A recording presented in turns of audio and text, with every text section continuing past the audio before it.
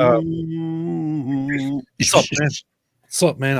What's up? Hello, everybody, and welcome to the Apostate Prophet Show, the most watched show on this channel. David, what's up? How you doing, man? What's up? What's up? Just sending out the link. Sending out the link. We're live in your face, Quran. In your face. So, yes, I think we were live yesterday on your channel, as far as I remember. Today, I was thinking of going live and talking about a different topic that I initially had in mind, that we also talked about, that was relating to Mosab, Hassan, Yousef. However, I looked at the thing that we were looking at, that we wanted to look at, his talk at the Oxford Union, which apparently they didn't publish and censored, and it turns Isn't that out crazy though? it is very low. Yes. Yeah, you're pointing out the audio qualities because that's someone recording on their cell phone, just the audio on their cell phone. But isn't that messed up? This is supposed to be like this great debate hub. And then they say, we're finally going to debate this. We're finally going to debate whether Israel is an apartheid state. And Mosab Hassan Yousef comes in there, gives a full presentation wearing a tuxedo, and they don't post it. And I don't know why officially. I don't know why, if they're giving any explanation. I know he messaged right afterwards. He says that during his time, he asked the group there if they had been informed of Hamas's plans before the attack. You know what they're going to do. You know they're going to go over there. They're going to slaughter as many people as possible, rape, kill, all that stuff. How many of you would have notified people in Israel to warn them of this attack so that they could not be killed? And he said it looked like around 75% said no, they wouldn't have warned Israel. I saw someone else say, no, I was in there, and in the crowd is more like 95% said no, they wouldn't have warned them. And so that's what happened when he gave his presentation, and they released other speakers, their presentations. They're not releasing his. And so the question is why? It would obviously get a lot of views. If you are these pro free speech, pro debate people, you would obviously want people to see the presentations at this huge debate. If they actually withhold this, and it's because of that, that's some messed up stuff, because you're basically concealing the fact that he let the cat out of the bag and show that you're a bunch of evil scumbags who want to see as many Jews slaughtered as possible. In which case, why should we take anything you say seriously? That's what it looks like so far, unless they come out and, I mean, it's always possible they'll release it tomorrow and they'll just say, oh yeah, we're holding on till now or something like that. But this is what it looks like. It looks like it was bad for them and it exposed them, and they don't show it. The thing is, it's also right here, actually. I feel kind of intrigued by this still. But, so, Jonathan Sacerdoti. Do I know this guy? I think I do. You don't know Sacerdoti, man. You don't know Johnny Sack? I think I actually do. You know, that's kind of funny. It's from The Sopranos, Johnny Sack. Oh. Sacerdoti. This is funny. I actually do. I actually connected with him, and I didn't even realize that I know this guy until now. So he published it. He said, this is what they didn't show you, what they try to hide. You're the hiding boy. You don't even care about the children. And the thing is, the audio quality of it is just terrible. And I was thinking of getting it and changing the audio quality and then looking through it. You might want to send that off to a professional and see if they can actually. Like hypothetically, like send it off to a pro and say, can this be improved? If so, let us know. If not, then I'm a professional. Raise their hands that will report a massive terrorist attack that targeted civilians indiscriminately, that includes Arabs, Muslims, Jews, Christians, peaceful farming communities on October 7th. Do you think this is worth listening to? It's actually not as bad as I thought it would be. I thought it would be worse if we're trying to listen to it live, but you might want to get You might want to ask people, should we listen to some of this? Let them listen to a little bit of it and ask the poll real quick. Indiscriminately. This is my There's point. some parts of it that are quite okay. In the European Union, and it's not up to you to decide. Or the son, Sheikh Hassan Yousef. People are saying it's okay. And listen. Saying it's okay. People are saying it's okay. It's better than I thought, because I thought, okay, you got the audio and then you use the audio, but then it's going to be worse because we're going to be trying to listen to it live and stuff like that. But it's not. It's better than I thought it would be. Now I'm wondering if I should switch topics. You might want to just switch the topic. Let me make a poll here. Let me make a poll. What should we talk about? Should we talk about the ChatGPT brutally humiliating the Quran, or should we talk about Mosab Hassan Yousef? Let's see.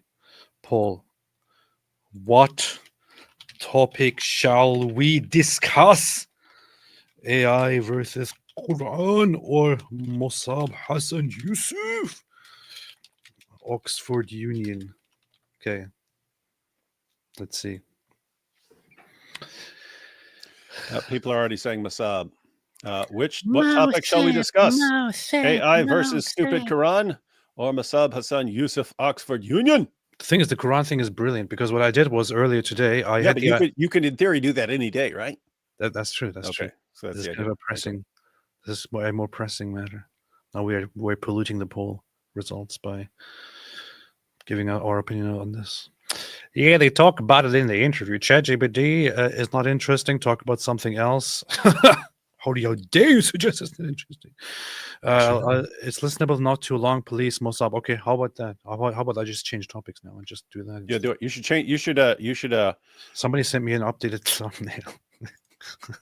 Yeah, don't worry about the thumbnail now. Yeah, someone make him an updated thumbnail with Mosab and his tuxedo. But you should change the title real quick.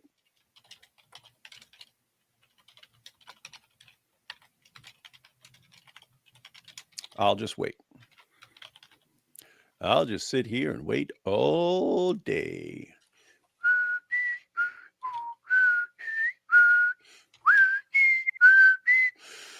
Everyone can see how professional we are.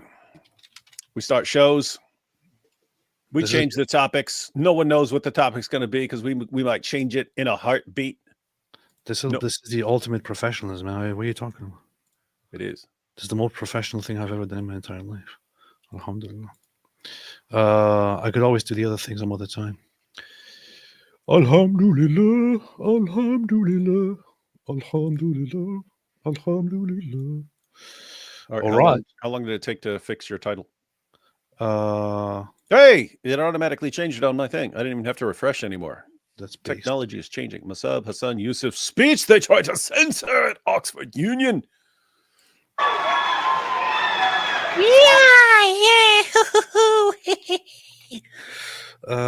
Let me quickly fix a few things here. Yeah, just take your time. Just take your time. Yeah. Everyone want me to go through it? Hey, want me to go through these first couple super chats real quick while you're go for a walk? No, I'm ready. Too late. I already put up a super chat. Hey Pete, are you looking forward to Skyblivion? What in the world is Skyblivion? Is that a mix of Skyrim and Oblivion? Those are games. It's probably some weird video game nerd nonsense that you and Mike Winger will be. Skyblivion is an upcoming open world action roleplay. What? No, it's not. This is a mod, community made. This is weird. I don't know. I'm not sure why. I'm not sure if. Are you looking forward to it? Yes or no? Yes. Okay. Yes. Noah Star said, "Hey AP, I'm going to Israel next week. You and David would have raved about the shawarma place in Bat Yam. What's it called? I want to go." I don't remember what the place is called. I could actually look it up very quickly. Hey, if you remember the address where we were at, it's right around the corner from that address, so you can actually look it up there. Yeah, I just have to remember what kind of what app that was that I booked that place with, because it was some weird thing that I never used before. But yeah, I can definitely tell you later what that place was. I'll Send look me- around, send see me a if I message. can find anything. If I listen Ask anywhere. God. Yeah. The Oxford speech will create many great laughs and some deep emotion, inshallah. Let's see, have a look then, inshallah. Okay. My name is Mosab Hassan Yousef. For those who don't know me, but I think most of you know who I am. Oh, we know who you are. Order, please. This is how it starts. Yeah, he says, "You know who I am." Someone says "scumbag," and He doesn't What- say what- scumbag. He says sharmut, which Oh. means oh yeah, I didn't know that. I couldn't hear it because the audio was weird. Oh That's- yeah, we're quite familiar with that. Isn't it like, think about his great crime? His great crime was he left a terrorist organization Yeah, and yeah. started working against the terrorist organization. And now you've got a room full of young people at the Oxford Union who think he's a terrible person for that. Like, you're an Connor evil person. Bushy, what do you want from me? Slow mode is on. Stop spamming slow mode. Slow mode is on. What do you want from me? Pray for Christians from Syria. There's lots of stuff going on in Syria right now. So he says, Who don't know me, but I think most of you know who I am. he says, most of you know who I am. Somebody then says sharmut, which is what you say for a man instead of sharmuta when you call him a whore. I really wonder what kind of person said this. Like, I wish it was on camera. I really wonder what kind of a person actually says this.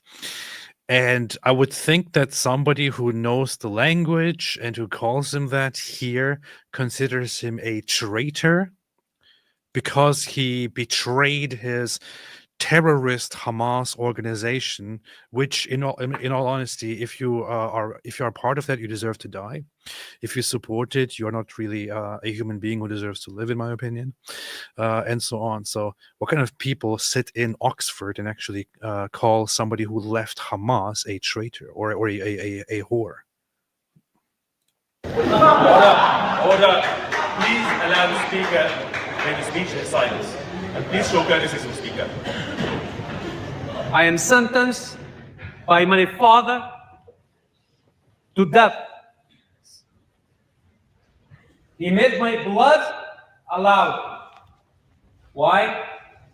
Because I reported on suicide bombing attacks that targeted civilians indiscriminately. This is my crime. And guess what? It is not a secret that we discovered.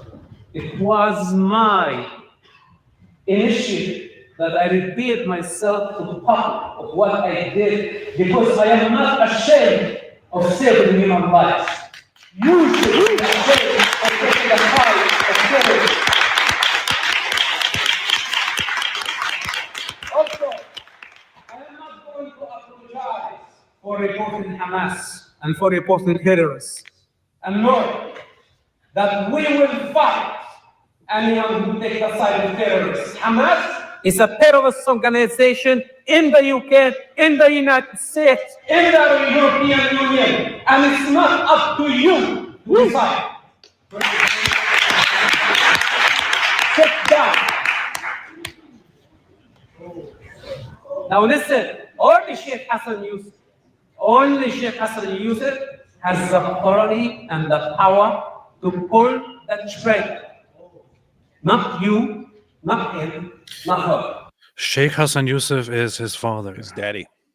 his dad, his father, who is a co-founder of Hamas, and who condemned him, disowned him, who raised him. It's actually very tragic. It's I read his book, and he had a very good relationship with his father, and he actually had a lot of respect for his father, and really looked up to his father, and all that. But he didn't understand what exactly they're doing, why they're doing it, and so on. He changed in prison, turned against his father, worked against his father and his people, the terrorists. And later, his father, of course, disowned him and called him a traitor. Only Sheikh Hassan Yousef, he has the courage to point a gun at his oldest son and pull the trigger. Anyone else who try to do that will be dealt with differently. Now, how many of you sitting here want to teach me a lesson about morality? If you knew about October 7 attacks, any of you, raise your hands. If you had information about Hamas attack on October 7, would you report it to the authorities? If you do, raise your hand. Sit down. Less than 5%. Whoa, there you go. Less than 5%. Raise their hands that will report a massive terrorist attack that targeted civilians indiscriminately, that includes Arabs, Muslims, Jews, Christians, peaceful farming communities on October 7. Yeah, and hey, isn't that interesting? Because these are the people, oh, but what about the civilians? What about the civilians? Okay, Hamas went and killed a bunch of civilians. If you had known about that, would you have shared that information? No. What's that mean? You guys don't have a problem with killing civilians. You love killing civilians. You just love killing Israeli civilians. You love it.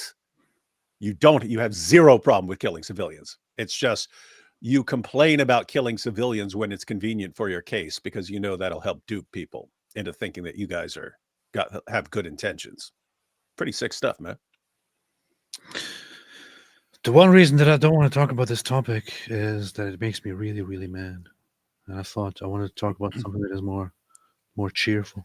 Dude, can you see? I mean, seriously, as far as I know, they haven't explained why they haven't released it. But if he said, show your hands and it's being recorded, you basically have a video record of everyone who's sitting there going, nope. And therefore you would have every person that you can see on that camera who doesn't raise their hand. You've got a record of that person basically openly admitting that they support killing Israeli civilians. And you probably have a bunch of people who do not want their faces known after admitting that they support killing Israeli civilians. And so a bunch of people probably complained and said, do not post this. Do not post this, what our faces are on here. Pretty pathetic, man. Pretty pathetic. Bunch of freaking sniveling cowards. Are real brave when they're out there behind masks in the streets and so on. You can even ask them to their faces, do you support killing Israeli civilians? Yes, absolutely. Yes. Just don't show our faces in this video where we admitted it. Big, tough jihadis. I'm just checking it. The Union voted the confidence in Majesty government. It regrets the repeal. Israel is an apartheid state responsible for genocide. America is a failing democracy, and so on. The guy who is the president of Oxford Union right now, or the guy who is co-president, whatever it's called, of Oxford Union right now, happens to be anti-Israel. Shocker. Muslim, I think, as it seems. Very, very funny. Very funny. Very, very funny. 20 Jewish communities because of their ethnicity and because of their religion. What's happening in Gaza is not the same. Because you are the one who's taking the side of terrorists, knowing exactly your role, and you are enjoying it. But at some point, you will have to deal with the consequences. Because everything is recorded against you. Now, do you hear these mumbling brats here? Yeah. Like, I mean, really? they're doing a bang up job. When this happens, they do a bang up job of showing how sick and evil they are. I mean, this is just sick, evil stuff. Point, you will have to deal with the consequences. Because everything is recorded against you. Now, there come the Palestinians, the most pathetic people on planet Earth. Wait. He said the Palestinians. There come the Palestinians, the most pathetic people on planet Earth. What's wrong with this dude, man? We want, we want, sit down. Yeah. We want to deal with the mosque. We want to This guy, deal with the mosque. oh boy, this guy knows how to enrage people, right? It's the same thing. Like he thinks ahead of time. What is the thing I could say that will most enrage whoever it is I'm talking to? And that comes across with individuals. You are not even fit to be a mother. If I have to choose between 1.6 billion Muslims and a cow, I will choose the cow. He knows how to. No, this is so pathetic. In all honesty, in my opinion, if you try to appeal to people like this to change their minds on the whole pro-Palestine thing, in my opinion, it's not the best route to go to say that Palestinians are the most pathetic people. However, this just reveals one thing to me, which is, so Oxford Union is meant to be, by the way, completely independent from Oxford University, nothing to do with each other, is meant to be a society for unrestricted, open debate and free speech and reasoning and so on. So people are supposed to sit down and listen to each other speak unrestricted. So they're supposed to sit down and listen to each other say the most controversial things and then present opposing viewpoints and so on. But here you see it. All he didn't say, but the Palestinians, they deserve to be eradicated. He didn't say any of those things. All he did was call them pathetic. And the response is one you would hear at an Ariana Grande concert if she took her clothes off.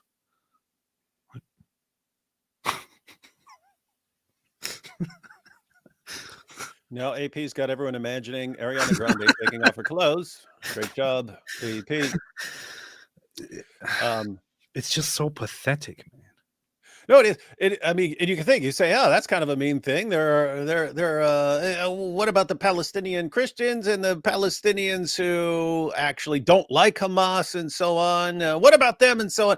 But anyway, it's interesting because the people on one side are Israelis are scum. The Jews are the worst of creatures. They will be hiding behind rocks and trees as we exterminate them. They're very okay with this kind of rhetoric when it's going against the Jews. He just flips it, which is what he always does. People always believe it's okay to use like extreme rhetoric going in one direction. The moment you use the exact same sort of rhetoric in reverse, then they lose their minds and cry like babies. Interesting. Like, take your pick, ladies and gentlemen. Either you don't want to use sort of inflammatory rhetoric, in which case don't use it, or say it's okay. And if it's okay for you, then it's okay for Mosab. Under no circumstances should you be allowed to use it on your side, but whine like babies whenever someone so pathetic. Someone says it in reverse. Pathetic. Oh, hang on. What? Hey, guy who asked about the sandwich shop. I think I found it. Remember how there was a pastry shop right across the street on the corner? I looked up pastry shops, and then I went from pastry shop to a sandwich shop across the street from it. I think that is the sandwich shop. You found it? I believe I found it. I just gave the address to the guy who asked for it. He's going to be there next week. You did? How did you give the address? I just clicked on it. I looked up pastry shops and I was like, oh, this one's on a corner. And then, so it's got to be one that has a chat. Huh? I posted it in the chat. Okay. Oh, I found it too. It's funny. I found it just within just 5 seconds of looking it up. See? Is that the correct address? I believe so. I didn't have the address listed anywhere. Let's see. But I remembered buying a box of pastries across the street. Let me see. Yes, that's the right place. Yes. So there you have it. Little rinky dink. If you walked past it, you'd be like, oh, this little tiny place. Go in there. And when you go in there, tell him, hey, make me your best sandwich. Tell him that. As long as he will make it a little spicy. So if you're okay with spicy, have him make it how he likes it. banging salmon. It was amazing food. I loved it, man. I was like, I want to eat it all day, every single day. I know I wouldn't feel the same if I actually ate it every day, but that's how I told you I would like to just like if I had investors, I would like just look, dude, whatever it takes, come over here. Or what you would do, or what you could do, send some people over there. Send some people over there. Say, work in his shop for free for 2 months, learn how to make all these sandwiches, and then come back and make them over here, and we will be rich. You see. Aaron Walderslater said it is part of Oxford University. It's actually not. It really is not. It is called Oxford Union, and it has Oxford symbols, but it's not part of Oxford University. It was just started by Oxford University students and mostly hosts them, but it is not connected to Oxford University. Yeah, I just try looked to it up. disprove me, I will humiliate you. I just looked it up. It said, no, Oxford Union is not part of Oxford University. The Oxford Union is a separate independent organization from the University of Oxford. I will destroy you if you try to refute. Look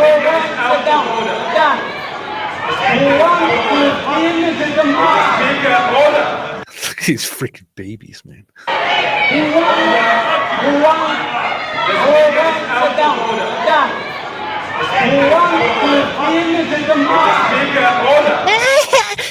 just said, how can I listen to this?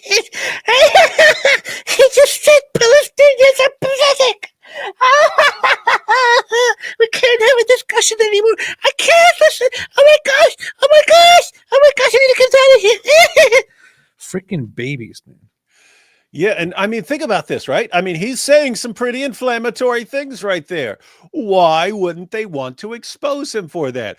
Because he knew exactly what he was doing. He was, hey, let me go in here and say something and watch these maniacs flip out while we're recording.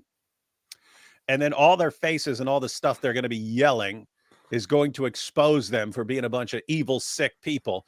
And the whole world is going to find out how these people actually support slaughtering, raping, torturing, and so on civilians as long as they're Israelis.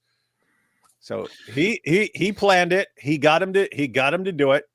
Dude, I like the way he's thinking. He's like, hey, I can go ahead and blurt something out and people think I'm a bad guy and stuff like that, and I don't care as long as they get exposed as well. I like that thinking, but it's messed up that they wouldn't post it. This makes sense. He won that one. It might be that technically it is independent, but alumni of Oxford University all get lifetime member. Yeah, that might be that. That's probably that makes sense because it's for Oxford University students. So I get that. Probably makes sense. Was just pointing out that it's not officially part of the university. So it's just a student society. Yep.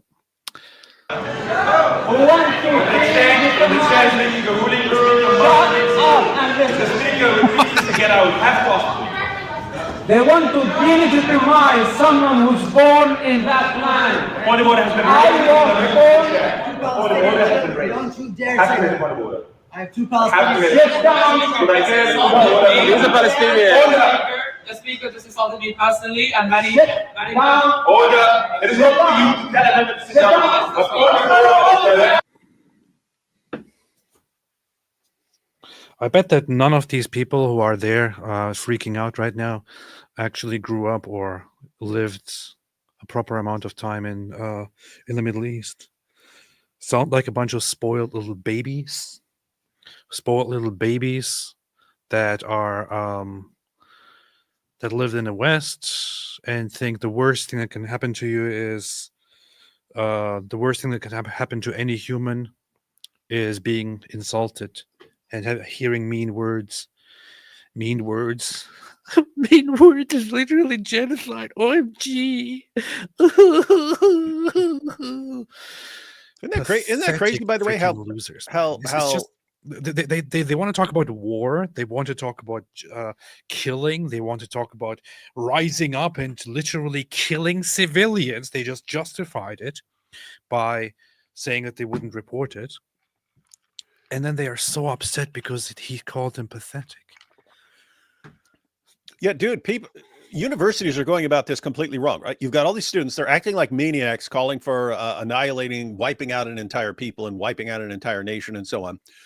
And simultaneously, if you say one word they disagree with, they act like they're going to fall apart and stuff, and they need safe spaces and they need safe zones and they need to be kept from hearing any sort of criticism. Doing it the exactly wrong way, universities. If a bunch of students show up and they say, "Oh, we want to call for wiping out Israel, but you can't make us hear anything," I'll be like, "Okay, you want to go to school here? You're going to sit in the room and listen to Mosab, Hassan, Yousef 24 hours a day for the next week until you get used to hearing things you don't like." I just want to quickly read this. What is this? This is a statement by Oxford Union. On Thursday, why is Twitter still like this? On Thursday, November, the Oxford Union held a debate on the motion, "This House believes that Israel is an apartheid state responsible for genocide." We are aware that this debate and others this term have provoked strong reactions from some of our members and the wider community.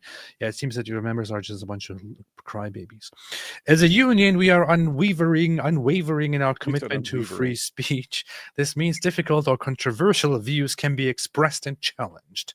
The Oxford Union has a proud tradition of hosting debates on the most challenging issues of the day, and it is this commitment to open discourse that sets us apart.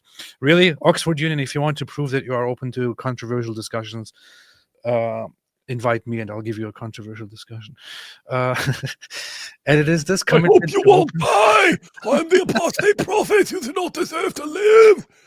I hope you die today. The union does not endorse the views expressed by any of the speakers. The speakers for the proposition were Muhammad al-Kurd. I freaking hate this guy. And that's your best buddy. The thing is, he's a Palestinian native who is named al-Kurd. He's Kurdish. He's not native. Ibrahim Osman Muwafi. That is the president of Oxford Union. Susan Abul Hawa and Miko Peled. The speakers for the opposition were Jonathan Sacerdote. Oh, that's the guy. Natasha Hausdorff. I heard she's brilliant. Yousef Haddad and Mosab Hassan Yousef. The thing is, I mentioned Jonathan Sacerdote earlier, who also uploaded this video that we were watching, Johnny Sack, or the audio. I was actually supposed to meet him when I went to London, but I couldn't find the time. So that's kind of funny. Your loss. Your loss. The withdrawal of a guest speaker at short notice necessitated an additional speaker for side proposition, which was filled by Mr. Ibrahim Osman Muwafi. The withdrawal of a guest speaker. Also, they included the president then. During the debate, 2 individuals were directed to withdraw from the floor of the House. One was a member from the audience, and the second was an opposition speaker.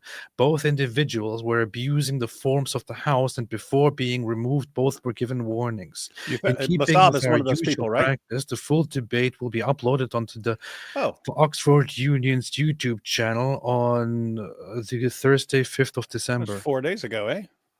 Interesting. But it's not there. I think Yousef Haddad was removed. Was he? I'm pretty sure he was removed. Wasn't he? I don't know. Let me see. The full debate will be uploaded. Let's check if it's they did. David, did they Yousef Haddad's there. Why are you guys pretending that they didn't upload it if they clearly uploaded it? Let me see. Let me see. The full debate will be uploaded, they said, on December 5th. Ben Habib, Islam, Democracy. So it should be here then. Huh. Nope. They got 6 of them up. What was it supposed to be? 8? Huh. 8 or 9? 8 or 9 or 10? They have 6 of them. Interesting. Ibrahim Osman Muwafi, Muhammad al-Kurd. This guy. Kurd. Jonathan. This guy, this guy, this guy, this guy. So, am I getting this right? The only person missing here is Mosab Hassan Yousef. No, there's at least one other person because it was at least 4 on each side, and I see 6.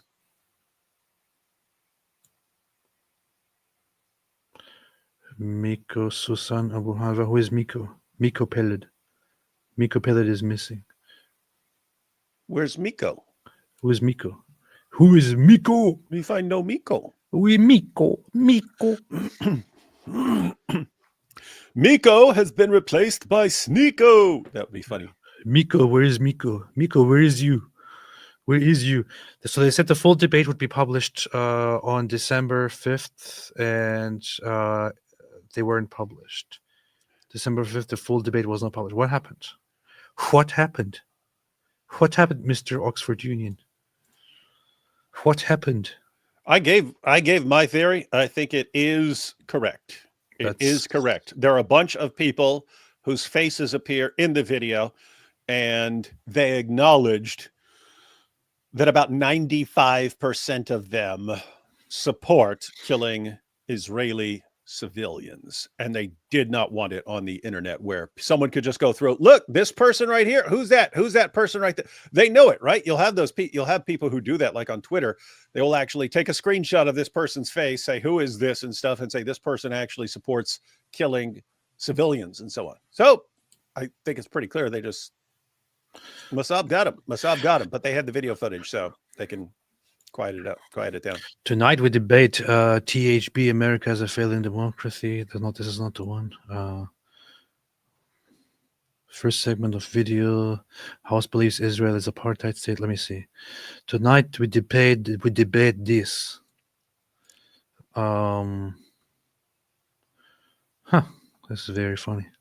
This is very funny. First segment of videos on the debate. This house believes that Israel is an apartheid state responsible for genocide can be watched on YouTube. Proponent links. Whoever, do they hire some idiot to write this, or is this just the way Oxford students nowadays write? Yeah, Oxford students are pretty much morons, so. Pretty retarded, it looks like. Kurd published, Susanna Bahaba published, Muwafi published, links for opposition, and then they have made no explanation as to why the rest of it is not out. There we go. You have people asking too, where is Mosab Hassan Yousef's speech? You obviously purposely left it out on YouTube as well. Wait, what's that? Yeah, they did. So why do you keep scrolling past all this? Huh. You're nothing but a bunch of middle-class, overly privileged, cut-price Hitler youth. You stick in me, a lot of you should be expelled from a place of learning. Your minds are closed. Alhamdulillah.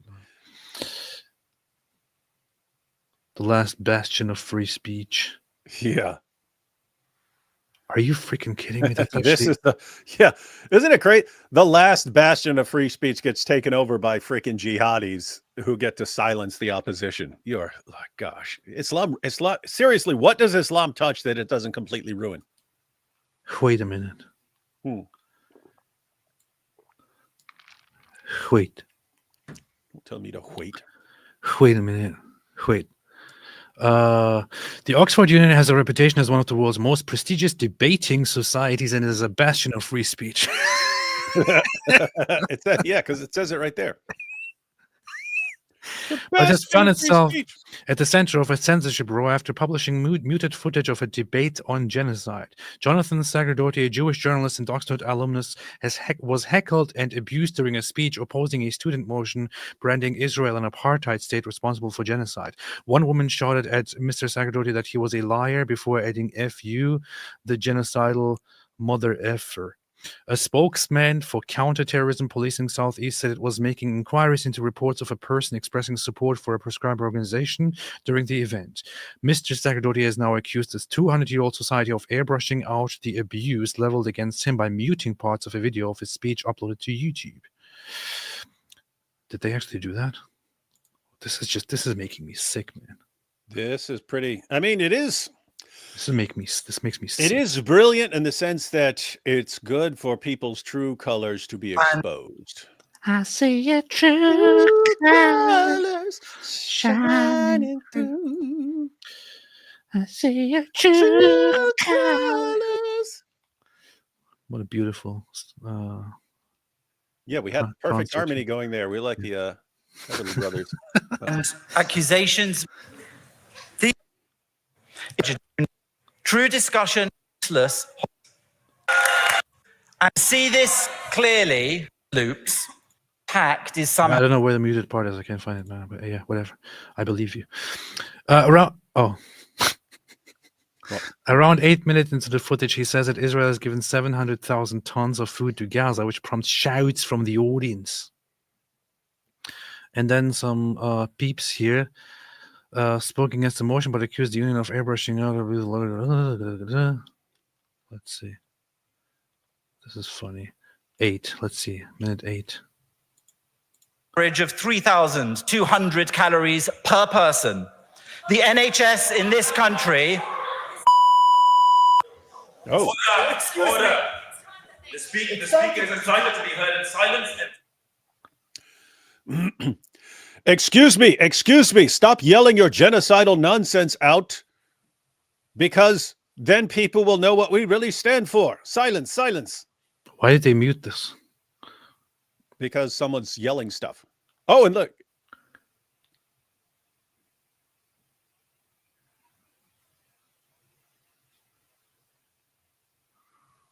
So people are yelling stuff. Is that Mosab there? That's Mosab. Yeah, there's Mosab. Yousef Haddad got up and shouted back and is now telling the person to get the hell out of here.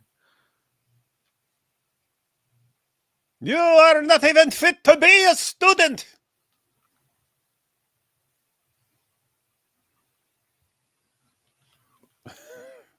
If I have to choose between everyone in this audience and the cow, I will choose the cow. They actually really muted this whole part. What in the world is wrong That's with you? nuts. Yeah, this is the last bastion of free speech. The Everyone. last Well, if this is the last bastion of free We're speech, then I have bad news for free speech, man. Isn't it crazy? I mean, you got Speaker's Corner where you're supposed to be able to go and say whatever you want and so on. Islam ruins it. You got the Oxford Union, the last bastion of free speech. Islam ruins it. You have MPs now calling for Sharia blasphemy laws against Islam, and the PM nodding in agreement at how awesome an idea that is. And if you point it out, you're wrong. If you pointed out, hey, Islam has serious problems and it's actually calling for the destruction of Western civilization. Nope, you're a racist and you're a bigot, and yet you can see it right in front of your face 24/7. I see it true. I want to put this up back here somewhere. I just want. Is this visible? Not Boo! Boo! Boo! If you said it about Israel, we'd be fine with it. But when you say it about a just terrorist group, boo! How dare you, boo! Okay. I guess that works too. That's actually not a bad little mic cover there. Right? It's not, pretty it's good. not terrible. It's not terrible. Pretty good. It's pretty good. Pretty good. Israel is doing a fantastic job. You need a little version of that can sit right there on your mic, dude. Seriously, like permanently. Just a smaller version, like half the size of that one. Maybe I can attach it over here, and then that'll be fine. Wait a minute. No, I'm gonna. But Actually, it's a very rude thing to say, though. What? It is. Alhamdulillah. Wait a minute. Moment of professionalism right here. Yeah, guys, we're basically almost an hour into the show, and AP's still trying to figure out how stickers work. Our moment of professionalism. Just stick it on your head, dude. Hey, you should have it on the side. You get a smaller one and have it on your headphones, and then anytime someone says something, you just like turn to them. What? Hey, look. Then you could go, "What's that you say?" And it says something about Hamas. Yeah, something like this. I don't care, man. Whatever. Anyway, here. You know, it'd be really cool spending another 10 minutes on this. Oh yeah, you're right. Actually, right. Yeah. You have terrorists sitting in here. Look, people with terrorist gear sitting in here. It's just so funny, man. This is what the West has become. This is why I just want to say it every single time, just to rub it in, that I think the West is incredibly stupid. Western people are very stupid, very naive, very dumb. No, not me though. Incredibly dumb. Smart. Like the average Western person has become so incredibly stupid, so dumb. You hear this? Everyone hear this? This Turkish guy showing his true colors, what he really thinks about non-Turks. The Western people are so stupid. It's like helplessly stupid. Hey, in that article, it said that they told one of the opposition speakers to get out. You think that was Mosab? Think they made him leave? No, I think it was actually Yousef Haddad. But let me see. They made him leave? Let me see. Actually, Jonathan has the full version here. Let me see. This is minute 10 or something. As truth. Discriminated against them, as provided. The speaker is entitled to be heard in silence and to be... No, they're cursing. In this country. Order. The speaker is entitled to be heard in silence and to be... No, they're cursing. That's different. They're cursing. That's different. Yes. They need to get out. If she doesn't get out, if she doesn't get out, all of us go out. Get him out. Get out.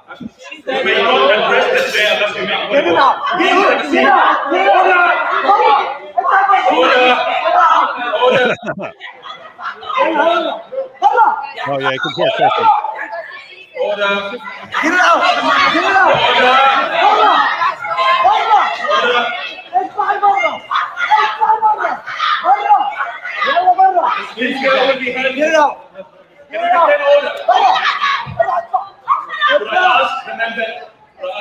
اطلع برا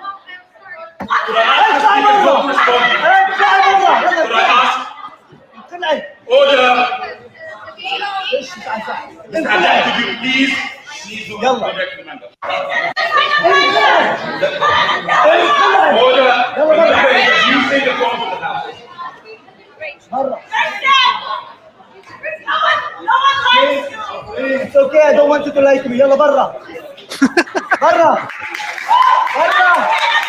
برا برا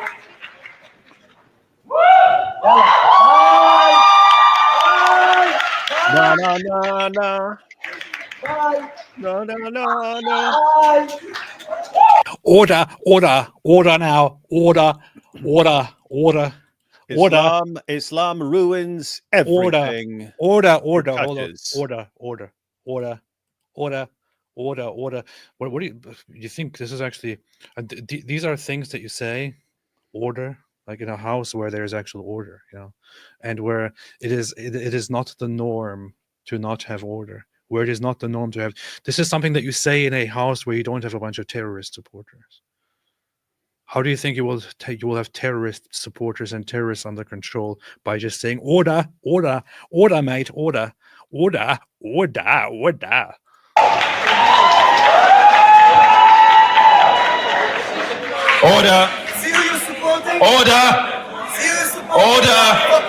The speaker will be heard. The house will come to order. The member will be taken care of in the... If the house doesn't come to order, I will blow myself up right here. The speaker will continue. In this room, who don't agree with us, who don't... That is interesting. Anyway, let's continue with the Mosab Hassan Yousef speech here. Oh, actually, I was reading the article, wasn't I? Yeah. The president of the Union, Ibrahim Osman Muwafi, can be heard saying the speaker is entitled to be heard in silence before the audio cuts off for almost 2 minutes, at which point Mr. Sagaduri says he was abused. Mr. Sagaduri last night uploaded his own video of the event, spliced with an audio recording of his speech and mobile phone footage shot by his husband. It shows how his speech was halted by the chaotic scenes. Mr. Sagaduri said of the chaos, if students today, and especially those in our premier university, can't debate and talk rationally and calmly on a contentious issue, then there is a problem.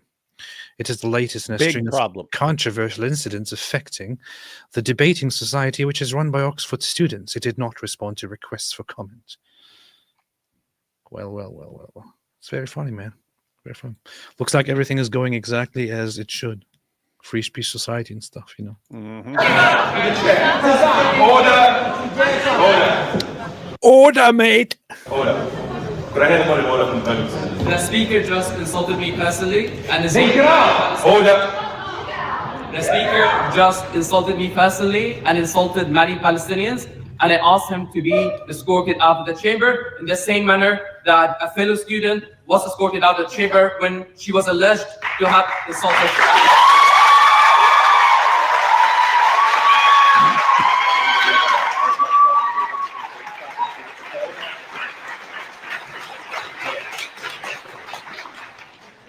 Again, I'll have to speak to the speaker will out of order. Excuse me. Ooh, see? They asked Mosab to leave.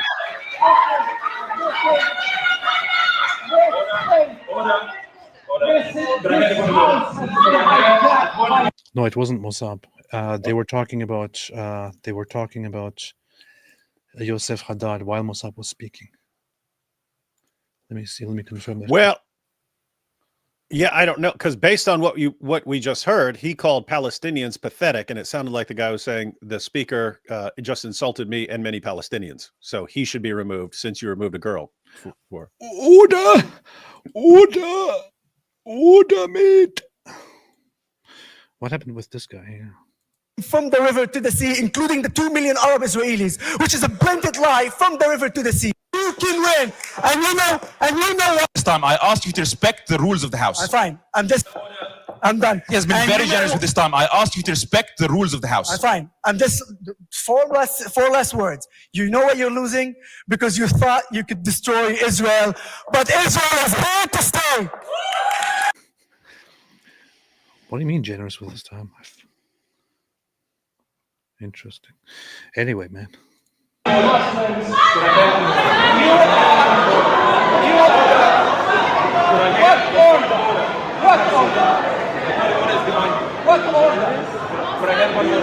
you enjoying this? Are you enjoying? Are you smiling? Are you enjoying this? It's very funny that you're enjoying this. It's not for your entertainment. It's not entertaining. It's a stop smiling. Idiot. The speaker made absolutely no reference to anyone in this chamber. He passed an opinion on his own people. Will be please be allowed to continue to See, that's talking about Mosab. how important his voice is. He said Palestinians are pathetic, but he's Palestinian. So. I made my ruling directly. What is your ruling? As it not insult anyone in the room? Order. Given that this is a speaker who was invited by this union, was then attempts being made to prevent him from coming here to speak, and now we have seen that committed again in the course of this speaker speaking. He has a right to freedom of speech. He has a right to speak in this chamber as an invited guest of this union. To order him out as a result of the opinion he has expressed on his own people brings this union into disrepute. Wait, they tried to invite him and block him already before this happened. That's quite funny. They probably certainly did, and were losing their minds. Which, I mean, guys, that kind of says something in itself. Like, if you believe you can show that Israel is an apartheid state and is guilty of genocide, why wouldn't you want Mosab there? Going to get a lot more attention to your debate. And if you can humiliate and destroy his points, why wouldn't you want to do that in front of all of YouTube? Instead, what do? Sounds like you try to keep him from coming. Then once he's there, you get him kicked out, and then you never post the video footage of it. That's telling me a lot. Well, here's the thing. Without even listening to anything, it's telling me a lot. Here's the thing. With all due respect, I just want to point out one thing. It is, of course, totally necessary for people like those who oppose the motion to go there and argue. However, that said, these pathetic people, by which I'm referring to the entirety of the Oxford Union in this state, all they can do here is to discuss whether they believe, whatever that matters, they believe that Israel is an apartheid state that is committing genocide. Nobody gives a flying fig about what they decide. Nobody cares about whether they think it is an apartheid state or not. Nobody cares if they think there is a genocide or not. Nobody cares if they think that there is that Israel is committing crimes or not. Nobody cares. They can all come together, and 100% of all members can come together and decide that Israel is bad. It would not matter at all. Nobody cares. Nobody cares. Come on, AP, not entire union. That one chick speaking on his defense seems like a good egg. No, the entirety. I'm referring to the entirety. Of course, in the union there will be good people who are against this pathetic trajectory. But in the current state, it seems like a completely ridiculous club of just babies crying and trying to form an opinion that they think matters in the real world. It doesn't matter. Nobody cares. Nobody cares about your stupid opinion, you freaking babies.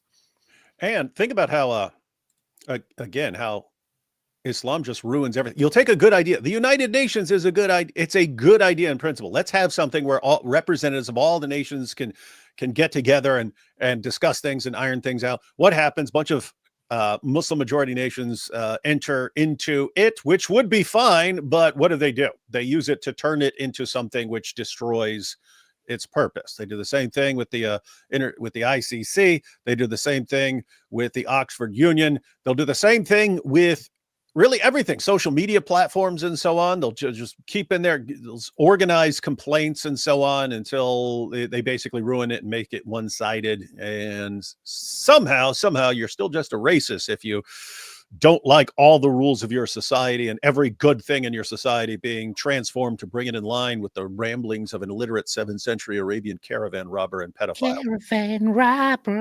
Caravan robber. Why is there some stupid bot who is posting fake Talmud quotes in the chat? Groper. It's what they do. It's what they do. Groper. We got the gropers. Is one of those people who got one of those graphs where there are supposed Talmud quotes and then just post them in the chat. Yeah. And like and like a third of the sources they're quoting are fake, made up. They're made up. from the book of God Chas. Yeah. And Libre David. Libre David, number 67, it's in there. Really? Can you show us Libre David anywhere? Oh, I thought in a meme posted by Nick Fuentes. There was this other thing the other day where somebody posted a supposed Talmud, a supposed quote in response to something that I posted, which was my post about Hitler. When I made a post about Hitler, as I always do. I said Hitler hated Christianity and aimed to replace it after the war, yet a confused minority of people worship Hitler while pretending to be Christians. Christianity and Nazism are fundamentally incompatible. You can't genuinely follow both. And then some guy here comes and this is so funny. You are brown. You're brown. I said just more evidence that your superiority is nonsense. But later on, I thought about this and I thought I should have said, "You mean like Jesus?" Look, but this dope got 273 likes. You are brown. It just shows once again that the West is just getting completely stupid. I don't know, man. You see this? The Turk once again saying that all white people are stupid. Western people, what's wrong with you all? What's happening? White Westerners are stupid, he just said. Was Martin Luther a Christian? Yes, he was. He was also quite a lunatic, sorry to say. And I know some people will not like to hear that, but that's just the truth. It's some guy came. Oh yeah, here. Posts this and with this quote here: "Show no mercy to the goyim. Hilkoth akum x1, the Jewish Talmud." Yes. What is this even? No such thing exists. What kind of a source is X1 anyway? It's from the Jewish Talmud. It means 10-1. X1. No, it's X1. It's not 10-1. It's X1. It's X1 right there. It's not 10-1. It's X1. It's X1. Hilkoth akum X1. I mean, the funny thing is, the first thing you could do is just the shortest thing you could do is just to Google it, right? Just Google it. Just Google the source for a second. And the easiest thing to do would be just Google the source that you are trying to put on a meme. You will immediately find that the source does not exist. Why are these people so dumb? And then they go around claiming that they are actually superior. You are imbeciles, probably inbred morons. And I said, can you give me a link to this Hilkoth Akum? And nobody could give me a link. I don't know. Nobody could give me a link. Very, very bad. Very, very bad. And when I say that these guys are probably a bunch of inbred people, I know what I'm talking about. Because I come from a culture of cousin marriage. Alhamdulillah.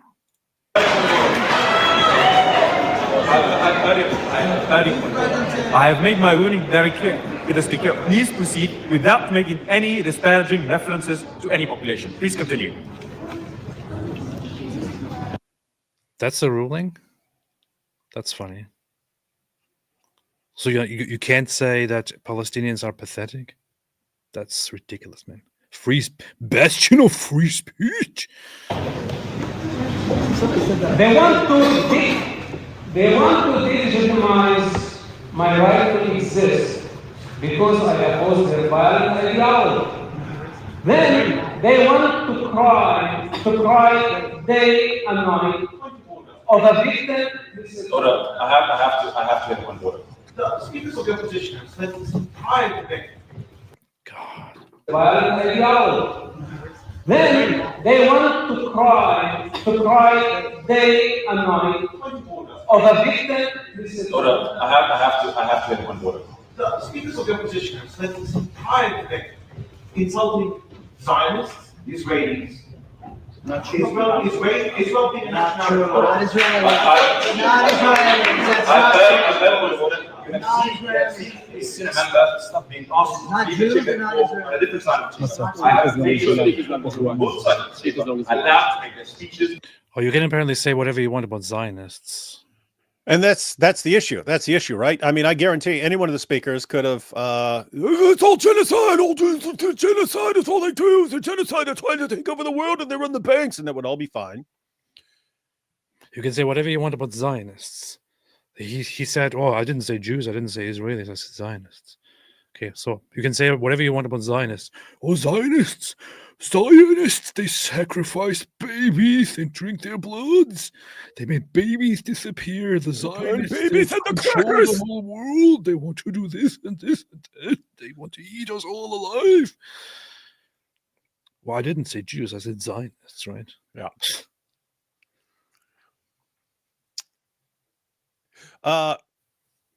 This, I mean, as far as like calling into question, like whether the Oxford Union has any credibility left at all as an open debate organization and so on. Guys, I have to say, if you are ever invited to the Oxford Union to debate, you need to insist that you be allowed to record it yourself. I don't mean on your cell phone. It's like, I want to have a camera in there and I want to be plugged into your audio system and be recording this entire thing myself. Because once you guys start acting like idiots and showing your true colors, you're going to try and cover it up like you did with Mosab. So under no circumstances am I agreeing to speak there unless I get to record it as well. So I can post it when you try to cover it up.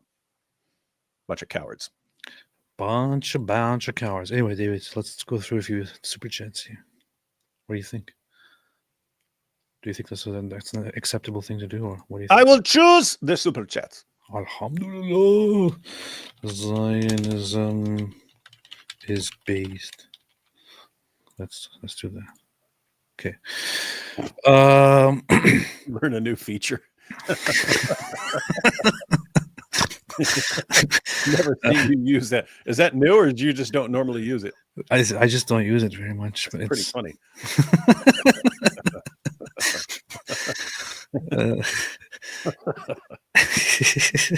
It's quite good. So, super chats. The Oxford speech will create many great laughs and some deep emotion. Well, we listened to you, dear Gargatry, and we started playing it, so I hope you're happy now. And Berliner said, real professionals, David would always write his real live post after stream started. AP changes topic after stream started. That's true. We're super professionals. That's what they do. Bully McGuire says, in my dreams, I saw a revelation that AP was the next prophet. I saw 72 goats kissing Muhammad and Allah groin. That's funny. In my dreams, I vision myself at the ocean, beautiful girls rubbing me down with some lotion, even though you know I got these 72 babes. What? Boomer, did y'all see what Wes Hoof? Did y'all see what Wes Hoof posted that Wes Huff posted the full debate with Billy Carson. I've been seeing a lot of stuff about that, but I had until recently I had no idea who Wes Huff is. Someone brought it up a couple weeks ago, and then Billy Carson, I had no clue who that was until it came out that they had a debate, and Billy Carson demanded that it be taken down or something like this, and then something. But I haven't been following it, so something. No idea what any of that is about. I have no idea either. Matter of fact, let me look up while you're pulling up Super Chats. Let me look up. Apparently, IP is right. IP is live with Huff or something. I don't know. And apparently, it's an important issue because they got 3,400 people watching live, which means there's a lot of people who are interested in something that I've never heard about. Billy Carson. Who is that? Who is Billy Carson? Dang it. AP, I want that hat for real, for real. Maybe I should sell the merch. You should. Why wouldn't you? That's a good idea. I'm gonna write that down. I see a true callous. I'm gonna make it a super cheap hat with this on it, so that everyone can have one, and you can give it to your grandparents and grandchildren, and so on, and your descendants and your descendants. I don't really care much about the whole about all the debates on religion anymore at this moment, so I don't really know what's going on. Yeah, if someone's in stubborn rebellion, then what do they do? Alhamdulillah. Leave of a Vine Eternal said, son of a terror group's founder. This is a terror group I of all people should know. Some crumpet eaters. No. No. You're the real terrorist. It's stupid Zionists. I don't think it's terrorism. I think it's so cool. It's like resistance is amazing, man. Sketch therapy is Oxford Union like Federal Express, not federal. Yes. That's funny. Like Oxford Union, like Western Union. Yeah. Devin Klassen says a suggested merch idea shirt, an Arabic restating Surah in Nisa 497. I'd wear it. What is 497? Don't do it. What is Surah 947? I said don't do it. What is Surah 947? Don't do it. What is Surah 947? Don't do it. Indeed, those whom the angels take in death while wronging themselves, in what condition were they will say we were oppressed in the land. The angels will say, was not the earth of Allah spacious for you to emigrate therein? For those their refuge is hell, and evil it is as a destination. You could just put I was going to paraphrase it in my own words, but I decided not to in the last moment. So it's basically a message for Muslims to say, if you don't feel happy here, just get out and go somewhere else. Still Dr. Whitemeat said, thanks for the year, bro. Love you and Daily Wire. GB, Great Britain, your families. I keep y'all in my daily prayers. You strengthen my iman, and I'm extremely grateful. Thank you so much. Great Britain, you and too. And Great Britain, your family as well. So Dr. Whitemeat, appreciate it. Thank you. Always happy to have you here. Tweak 87. Why do Muslims men send their women out to wail against things they hate? This is very racist, and it's only 99% true. I am Belina Belina. Came for ChatGPT, stayed for Mosab and the children. Some people are asking what's with my interview with Mosab Hassan Yousef. I actually have it ready, finished, produced, uploaded, prepared to publish. I have been, however, thinking about adding a little section of something to it this entire time, which I haven't gotten around to do. Yeah, so it's best to just sit on it perpetually until you eventually decide whether you're gonna. Yes, I thought I should just wait and see, publish it sometime within the next 2 years or so. I'll see. Well, you don't know. It might be more relevant 5 years from now. Possibly. Maybe Mosab will die or something, and then I could just publish that and say, hey, I had an interview with him before he died, and publish it then. That'd be best. I am Belina, or maybe I would die, and then I could publish that. I am Belina that came for okay. Anne Wyckoff, what's up, Anne? David and AP, what do you say to Christians that claim the Quran is far better to Christians than the Talmud? Mr. Calvin Robinson. Mr. Calvin, I actually texted Mr. Calvin Robinson recently and said, "Hey, how about we have a discussion on this?" That would be good. That would be good because he doesn't seem to be very well informed on this issue. He doesn't, and it's kind of it's a little bit funny to me. Hey, have you seen him recently? He's been. To be clear, guys, Calvin Robinson is he'll say whatever he thinks and so on, and so that's cool a lot of times until he doesn't seem to get something. Like recently, he's been complaining about the phrase Judeo-Christian values. Like, what? Why do you say Judeo? Why do you say Judeo? Well, there's a reason, because it comes from the old covenant, right? Like, so you take something like, if you say, well, the Christian idea that human beings are created in the image of God, that has played a big role. Well, that's a Judeo-Christian idea. It's part of Judaism and Christianity, right? That's why it had an impact, and it's in Judaism and Christianity. The love your neighbor, don't oppress foreigners, and so on. These are not just Christian ideas. They're Judeo-Christian ideas. And so it's simply true to refer to certain ideas as Judeo-Christian ideas. There are ideas in the New Testament that do not come from the Old Testament. There you could just say a Christian idea or something like Christian value or something like that.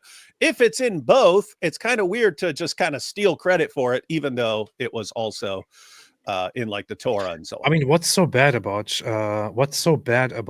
putting Judaism and Christianity due to their shared origins and their cultural contributions and so on together into a camp and just go with that? What's so bad about it? Why would anybody have a problem with this except you have a problem with Judaism or with Jews? It's so weird. It's extremely weird.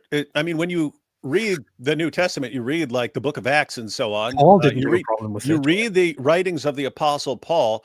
Guys, these guys did not think they're starting some new religion. Yes, exactly. It's hey guys, here's the Messiah. Here's the Messiah, the one we've been waiting on. Here. And so there are Jews who are recognizing him as the Messiah and Jews who aren't recognizing him as the Messiah. These guys weren't like, hey, let's go set out and form our own religion and so on. So here is I'm not sure what they're talking about, who this guy is, but the Talmud is uniquely hostile toward Jesus Christ. Islam may play off Christianity. It is a Christian heresy, but Talmudic Judaism is explicitly anti-Christian. This is an incredibly ignorant statement on so many different levels. I could make a whole live stream about just this alone. This is just completely ignorant statement on so many levels.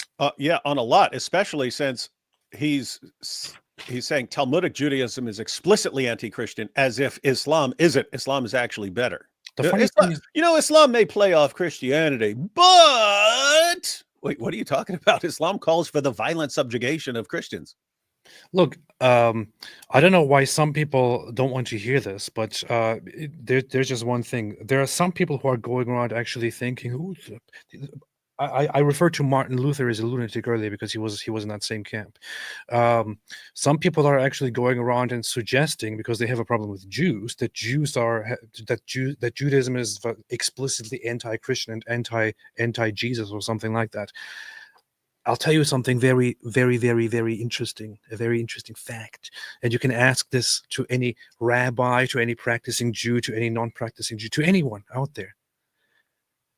Jews do not spend 1% of their daily life, do not spend 1% of their lives thinking about Christians, talking about Christians, thinking about Jesus or talking about Jesus.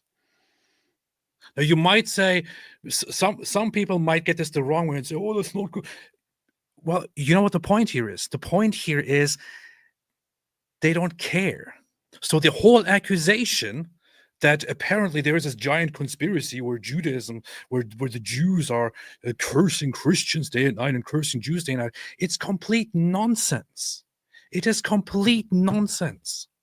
Most Jews go through their lives without ever thinking about Christianity or about Jesus. That's it.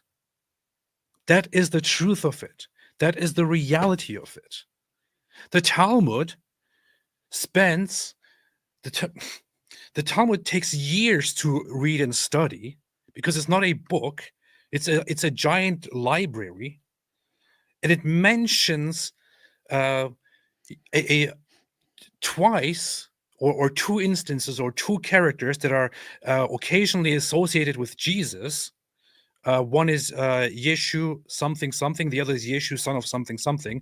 One of those historically doesn't line up with Jesus, but anti-Semites frequently disregard all of those surrounding facts, of course, and use anything that they can as this is talking about Jesus. They even use characters that are completely unrelated to Jesus or Yeshu and say this is talking about Jesus. No, the Talmud only has apparently two instances where a Yeshu is mentioned that could correspond to Jesus.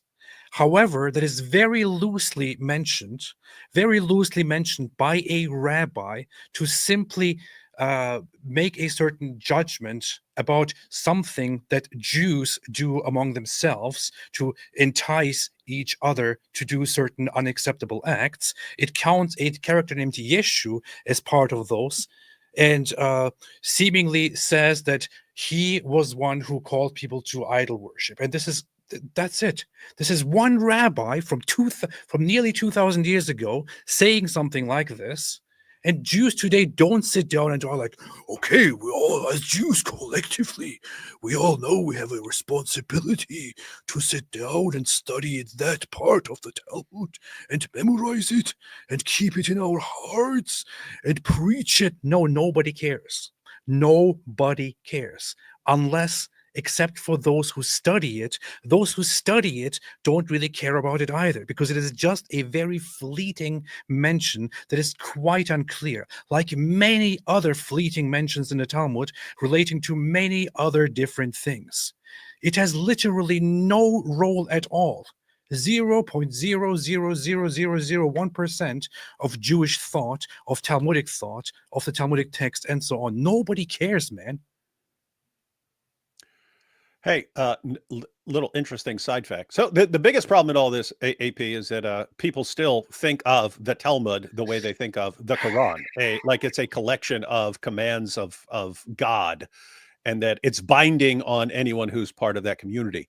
No, there is literally not one person on the planet who treats it that way, and you can't possibly. It is mentally impossible to take the Talmud the way that people think that you're taking it. Why? It will say the exact opposite things. It will say Rabbi so-and-so said this, but Rabbi so-and-so responded with this, and it's the exact, they'll say completely opposite things.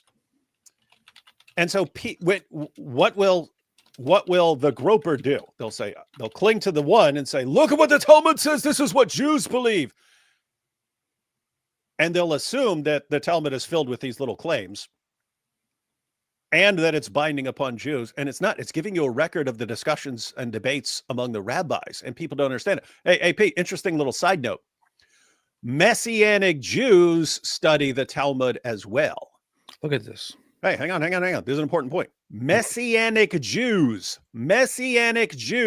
Jews who believe that Jesus is the Messiah. Yes. They use the Talmud too. They study the Talmud too. Yes. They believe in the Talmud in the same way that Orthodox Jews believe. They believe it is an ongoing discussion among rabbis about various issues, and they'll actually quote it and agree with this rabbi or that rabbi and so on. Well, how can they be using the Talmud when it says this about Jesus? They understand that's what some rabbi said. And guess what? They understand that they're free to reject what that rabbi said and to point out what this rabbi said and say, this rabbi over here, he gets it on whatever issue. And so it's just this weird, I don't know. It's so, if you wanted to say, hey, there's all sorts of stuff in the Talmud that I reject, fine, say it like that.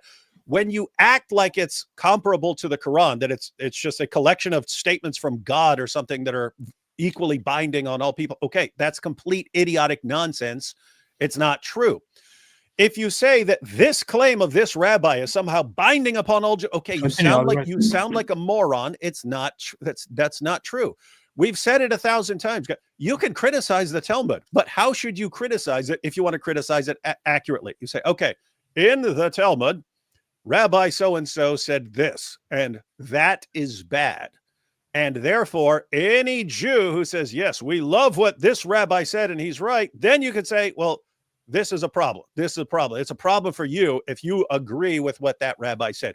Under no circumstances should you be saying, this is what all Jews are saying behind the scenes, and this is what they're saying about us behind the scenes, because they're not. AP was correct. I pointed out that among Jews, you have this spectrum. So on one end of the spectrum, you have the Messianic Jews. They believe in Jesus. They believe in Jesus. They believe in the New Testament, so on. On the other end of the spectrum, you do have people who are condemning Jesus and saying really mean things about Jesus. And you have this entire spectrum in between. You have Jews. Pinchas Lapidus is an example. He was an Orthodox Jew who believed that Jesus died on the cross and rose from the dead, but he believed it was for the Gentiles. So yeah, he believes that Jesus is the one who's going to be the light to the Gentiles and so on. Just doesn't believe he's the Messiah for Orthodox Jews. So I would disagree with that, but the guy does not have a negative view of Jesus. You have people who believe that Jesus was a kind of moral reformer, and they approve of his moral reforms and so on. You have Jews who believe that Jesus was a good rabbi, but that his teachings were misrepresented by later Christians, misunderstood and misrepresented by later Christians. As AP was pointing out, I just wanted to tie this back into what you were saying. As AP was pointing out, the dominant view seems to be they're not thinking about Jesus at all. The dominant view. Yeah. In other words, and I pointed this out the other day, in other words, they're not thinking like I think about Muhammad, right? They're not thinking like I'm hostile towards the teachings of Muhammad. I sit back and think, oh, I'm going to expose the teachings of Muhammad. It's not like me and Muhammad. It's more like me and Buddha, right? I don't agree with the teachings of the Buddha, but I don't care a whole lot about the teachings of the Buddha. And I'm not thinking about Buddha. I'm not thinking about Buddhism. I'm not blasting away at Buddhism, even though I don't believe in it and so on. That seems to be the most common position among Jews in Israel. It's like they're just not thinking about it. They're not thinking about it. And so when people come along and they're like, Jews are sitting around all day calling down curses upon calling down curses upon Christians and Jesus and so on. You sound like you're mental. You sound like you're mental. Here's the thing. I want to just put up this comparison here. Some people really think that they are making a point and they can actually quickly reference the Talmud. I laugh. I really want somebody during a live debate to come to me and say, I read the Talmud. Really? So here's the Quran. How many words is the Quran? Here, 77,000. Which version? Now, how many words is the Bible? This goes by the Christian Bible, Old Testament, New Testament. 783,000. This is, by the way, very funny, considering that the Quran is very small in comparison. Little weakling book. The book for little weaklings. Now, let's see how long the Talmud is. How many words the Talmud is. The Talmud has about 2 million words. So about 3 times the size of the Bible, the 66 books of the Most Bible. people who want to talk about the Talmud online have never even read or touched a Bible. And they think they can actually talk about the Talmud. Or the Quran. So isn't this amazing? You got people who've never read the Talmud, never actually gone to the Talmud. All they've seen are like memes from gropers. They've never read the Bible. They've seen like people hold up a John 3:16 sign at a sporting event or something like that, but they've never opened the Bible. They've never opened the Quran. They've never, they may have heard stuff from us or something like that, but they've never opened the Quran. So they don't know the Bible. They don't know the Quran.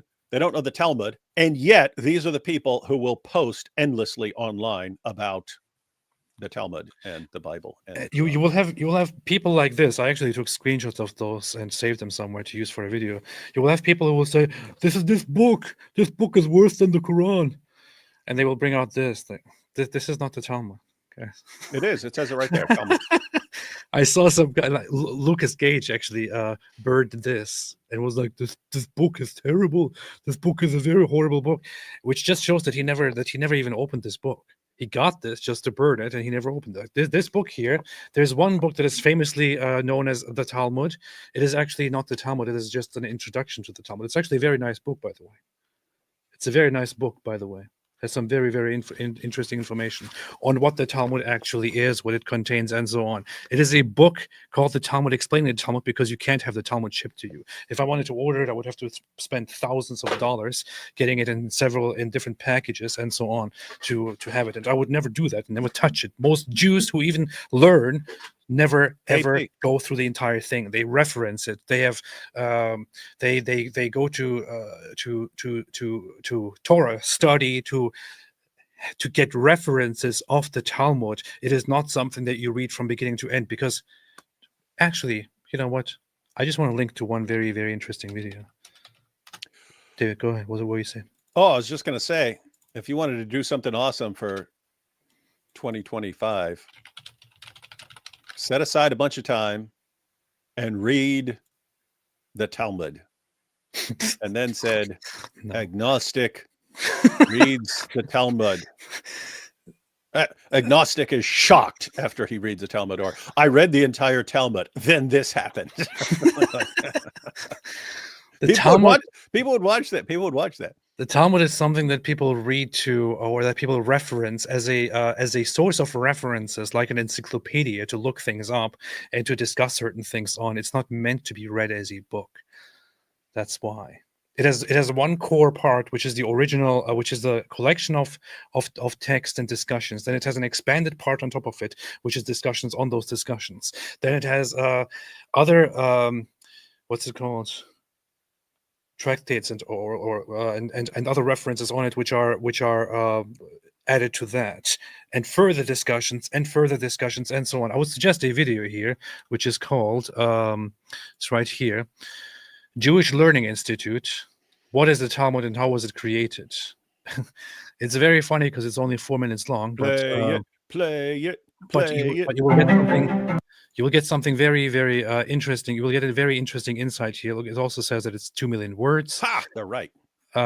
63 tractates, 2 million words, 523 chapters. Let's get it to 3 million.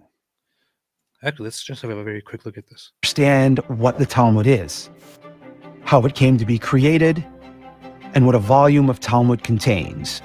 A volume of Talmud is not a book. It's a library of books. A typical volume of Talmud might include more than 100 works, composed by hundreds of authors over a period of more than 1,800 years.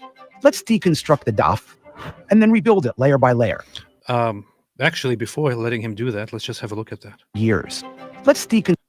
This here is, it represents a page of the Talmud, but what is really happening here is that the text here in the middle, I think, is the Gemara, is the original discussions. The surrounding ones, discussions on that, commentaries, and then discussions by famous rabbis and others over time added to it, and so on. And all of it comes together because it is not a book; it is a huge, vast collection of knowledge and discussions and study and so on. It is when Jesus was around. There was no Talmud because there was because it was all oral. It was called the oral Torah. People were aside from having the written Torah, they were keeping the oral Torah, which is middle is Mishnah and Gemara. Okay, they didn't have the written Torah. They had the written Torah, which is the Torah, and they had the oral Torah, which is prophets and others relaying information, instructions, and other things that were kept among the learned ones in society, in Jewish society. And it was all quite easy to collect. There was always a priestly class. There were the learned people who would keep the oral Torah and teach the oral Torah and so on. Around the time of Jesus, the temple was getting in trouble and danger and decline. In that century, the temple was destroyed, and the next century, the Jews were expelled in the most brutal case ever. And at that point, the Jewish scholars decided that they should, in order to not lose the oral Torah, which they preserve, which Jesus also was abiding by the way, that oral Torah, which they preserved for so long, they thought, okay, we don't have the temple anymore. We don't, and our society seems to really be drifted apart. We should probably write all of these things down. So they started a process of collecting everything that is the oral Torah into written format and having discussions about it. And that is what brings over time, over a very long period of time, the Talmud into existence. How do we know that Jesus was also abiding by oral Torah? He did certain things that are not part of the Torah. For example, he celebrated certain Jewish holidays that are not found in the Bible, that are not found in the written Torah, and so on.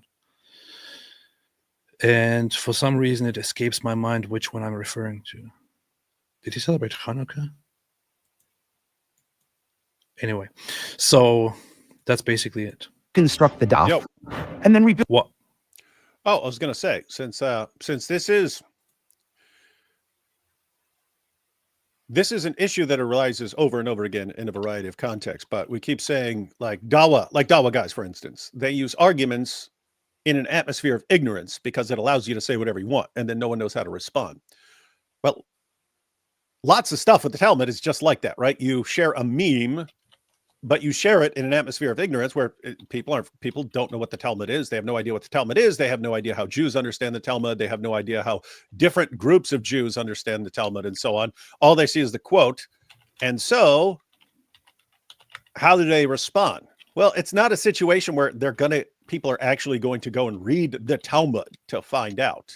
Therefore, someone else has to do the work for them. So AP in 2025, if you wanted to do something cool, I had suggested reading the entire Talmud or something like that. But a little side note would be if you came up with like some various questions and then got in contact with some rabbis to go interview them and have them explain some things, right? Look, you even go to the difficult passages. What about this? What about this? How would you read this as a rabbi? Do you think this is a command binding on you? What do you think about this? And so on. And go through that. Go through the memes with them. Go through all the memes that are shared by the gropers and let them explain everything. And to the extent that they can. And whatever difficulties remain, then fine. These are the difficulties that you have to deal with, people. Alhamdulillah. All I'm saying is, and we notice this in Israel, the people who are but the people are retarded. People who are dealing with the media and so on there just seem fairly clueless on what's being argued against them on social media. And they don't seem to have much of an interest. Like you won't find much of anyone over there who's interested in responding to claims about the Talmud. Okay, you don't like the Talmud, don't like the Talmud. So what? So anyway, the point is they're not going to do it. If anyone's going to address these memes, AP, by golly, you're the only one. You're the only one. By golly. John 10:22. John 10:22. Yeah, there it is. Alhamdulillah. Powerful. Here is Jesus in the Gospel of John, John 10:22, celebrating the festival of dedication. Then came the festival of dedication at Jerusalem. The festival of dedication, what is that? That is Hanukkah. That is not in the Bible. That's not in the Bible. It's in the oral Torah. It is non-biblical practice. But Jesus was participating in it. By the way, that's an important passage for a completely different reason. Because Christmas is coming up. It's one of the issues that arises. They'll go, what? How could you celebrate Christmas when you were not commanded to celebrate Christmas? It's a human holiday invented by human beings. How can you do that? Or as people say, like if Jesus didn't command you to use the internet, you can't use the internet and so on. Anyway, it's a weird thing that only comes up with people who are attacking Christmas. But that's an important point because Jews weren't commanded to celebrate the Feast of Dedication. Mm-hmm. In the Old Testament, they just decided, wow, let's celebrate this. There was no command, and you shall celebrate this. It was just them saying, hey, this is really awesome. Let's celebrate this. Yeah. And then later on, you see Jesus going to Jerusalem for it. And so, wait a minute. That was not something that was commanded by God. That was a bunch of people saying, hey, let's get together and celebrate this. And it was fine. It was fine to say, let's celebrate this cool thing. And even Jesus thought it was fine. Jesus celebrated Hanukkah. It was not a command by God. Put was on your yarmulke. An occasion where they It's thought time for Hanukkah. this is a very miraculous and very amazing event. We should celebrate this. And Jesus did it as well. You see? To celebrate Hanukkah. Anyway, stop talking. Build it layer by layer. The oldest part of the Talmud is the Mishnah. Compiled by Rabbi Yehuda Hanassi in the Holy Land more than 1,800 years ago, the Mishnah was the first officially transcribed record of Torah law, which up until that point had been handed down through the generations as an exclusively oral tradition. The Mishnah, however, is very concise, almost a shorthand. Over the next 300 years, many hundreds of Torah sages analyzed, discussed, and debated the teachings contained within the Mishnah, and these discussions became the Gemara, which together with the Mishnah constitute the Talmud. There are many pages of Gemara for each Mishnah, as these discussions often range far afield to include many additional teachings covering virtually every topic under the sun. The Gemara was completed in the beginning of the 6th century in Babylonia. Anyway, so this is the whole thing. Go watch this video if you want to understand what the Talmud actually is, instead of listening to dumb idiots like Nick Fuentes. No, the Talmud, it just says kill all the non-Jews and subjugate them. And by the way, additional side note. Suppose hypothetically that you had Jews who believed that the Talmud is what the gropers think about it, right? That it's this collection of commands from God telling you to go around and do all these things, and you have to obey all of it. Now, suppose it was actually like, it's not like that. Again, it says completely opposite things and so on from different rabbis. But suppose it was this collection of commands and that the gropers are accurate when they're quoting the Talmud, and that the Talmud is just filled with these commands and so on. Suppose that were the case. David, why wouldn't you be responding to the Talmud then and not the Quran? Well, supposing hypothetically that the Talmud was what the gropers say it was, I would still be going after the Quran. And I would become interested in this hypothetical Talmud that's like the Quran if there were 2 billion people trying to impose it on me. That's when I would become interested in it. In other words, ladies and gentlemen, David, why do you keep talking about the Quran? Because there are millions and millions and millions of adherents of it who want to impose it on me and who openly say they're not just going to kill me, they're going to kill all my friends, because almost all my friends are either ex-Muslims or they're critics of Islam, or they're both. And so you have a book that has potentially massive implications for me and my family and my friends and Western civilization and so on. David, why are you focusing on that and not this book that gropers do not understand? And why aren't you focusing on dealing with these memes of gropers? I don't know, because I'm not a freaking moron. That something like that. What? Because they want to grope people. Alhamdulillah. And that they're allowed to be fair. Could I please allow the speaker to finish? Nobody's going to stop any you. further points of order? Please continue. All the interruptions are not going to help us. You have to face the reality, The truth the way it is. I was born in that land. It's my birthright. And I was born in Sudan. And I was born as a Arab. I wasn't born as a Sunni. Like millions of Arab. What did he say? I was born as a what? An Arab. Right. Not as a... And I was born in Sudan. And I was Sudan. born as a Arab. I wasn't born as a Sunni. Like millions of Arab children. And the Palestinians have been pushing the Palestinian violent indoctrination based on false narrative of apartheid, colonialism, genocide, occupation. While Palestine never existed as a sovereign country, it never existed except as a colonial entity. And the joke on the Palestinians that they actually claim to be indigenous of the land, fighting against colonialism, while they choose a colonial entity as their national identity. How pathetic is that? That's what he meant by pathetic.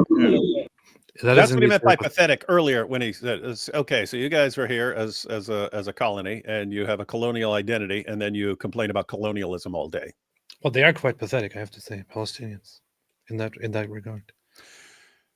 Insofar as they are doing that, that would be pathetic, even though we wouldn't just blanket statement all Palestinians are pathetic. We wouldn't say that, because there are super cool Palestinians. I've met some of them. They're super cool, super base Palestinians. In fact, your guys are hearing from one right now. Yeah, there are 2 or 3. Yeah, definitely. I would say. I would admit. Don't want to put all of them together in one camp. Yeah. I find it really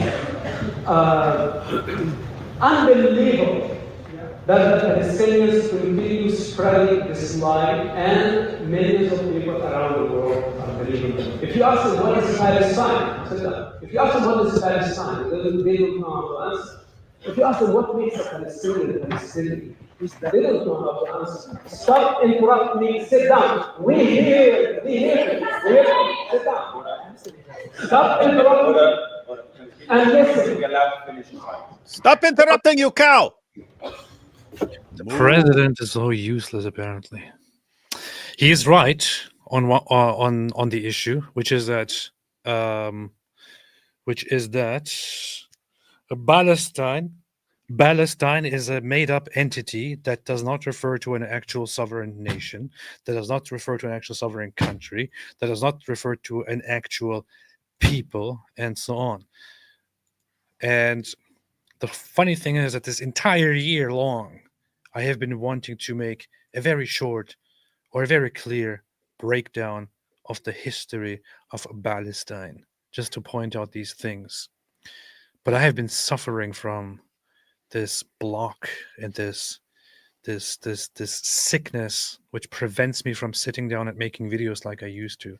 And every day I'm sitting there and trying to make myself do it.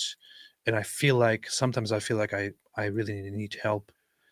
I really need help. You do. You need mental help. I need help. I need people surrounding me and need help. I really need help. Yeah, it's funny because we know what the cause is. It's called creator burnout, but you've been dealing with it longer than most people. Most people, they deal with creator burnout, and then it's like 4 months, 6 months, or something like that. Guys, just basically being a YouTuber, it has the same effect on your brain as like cocaine, right? You're getting these just blasts of everything. Just people watching and comments and feedback. You wake up and you're doing that, and then you work all day and you post something, and then you're checking it and stuff like this, and you wake up and it's like there is no break. It's not like you go here and work 8 hours and then you come home and then there's this free. You're doing it 24 hours a day, and it fries your brain over time, and you don't realize it because it's like you're on cocaine for years, and then all of a sudden you just are completely burnt out one day and you can't make yourself do anything. And then you normally wait 4 months or 6 months or something like that. But AP's waited like 7 years now. Pretty much.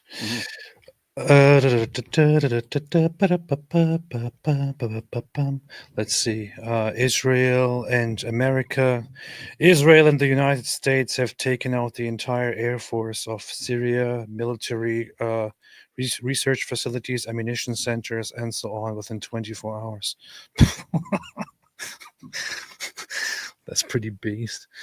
So Israel and America have conducted joint operations to target and take out any chemical military with priority, but then also other facilities that could endanger the region by arming rebel forces and then starting attacks against others and so on.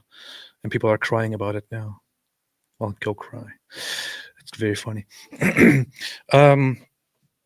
Yeah, it's also that I have been trying to get back, but I think I have also found myself a little bit in a void, and I don't know what to do with that. I feel like being a weakling. There is a weakness and a meaninglessness. When I see the news and when I see the things that are happening that people are saying, I feel like I really need to say something about this. And then just a minute later, I feel like, what's even the point? Imagine an agnostic.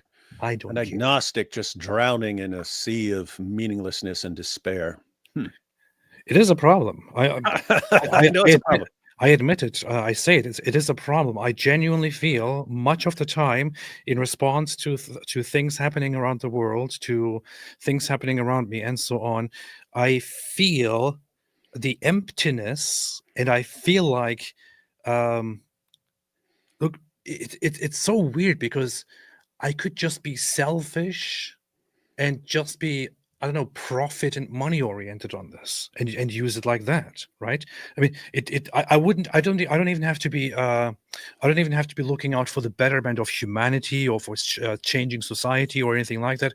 I could just go into the direction of saying, oh, I just want to use this situation and make as much content as possible to make money and profit through views and so on. That's what I'm talking about. Not even that motivates me. That doesn't motivate me at all, actually. Cha-ching. Which is why I am in this situation where somebody else with the same subscriber count and view counts that I have, somebody else would make lots of money. I don't, because it doesn't motivate me. And I got shekels, society, and I think I about got pounds. fixing things around the world and fighting things, and I feel like, yes, I really want to. However, I don't find it within me the strength and the motivation to go out there and to fight and to do something, because honestly, I often feel that everything is pointless and meaningless, and there is nothing to look forward to and to hope for. I look into the future and it's all bleak and dark, and I think, aren't we all going to die anyway in the end? Am I not just going to die and everything is going to go dark anyway? This is Does it really matter? the most pathetic thing I've ever heard in my life. And for a while, I actually tried to. The funny thing is, I'm going to say this now. I don't think I said this before, but because I didn't want to admit it to myself, but actually, for the first time in many years, over the last months, I actually tried praying again To many Allah? times, and asked for help and asked for a sign and asked for something, because the thing is, I'm at such a spot oftentimes that I feel like it doesn't really matter to me whether it is true or not.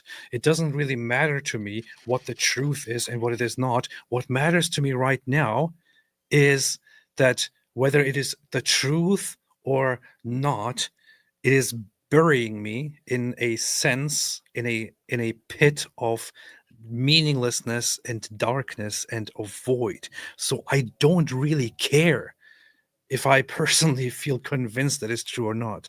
It would be better for me and my daily life if I simply believed in something, no matter if it is true or if it is not true.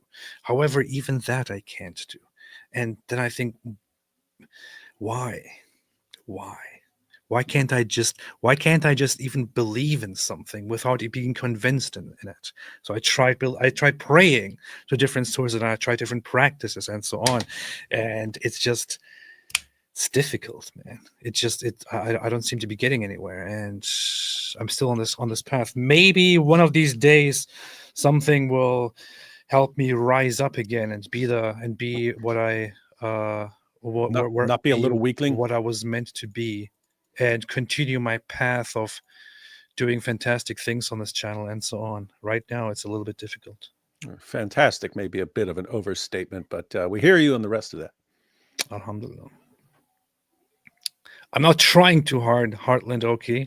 I wish I was trying to. I can't even try hard. You can't even try because it's all pointless. What's the point? I can't even try hard. You got this giant universe, and we're on this little tiny speck, and we're just these little blobs of cells crawling all over it. I wish I was trying too hard. Thinking that what we do is so important. I can't even make myself try hard. I wish I was trying hard.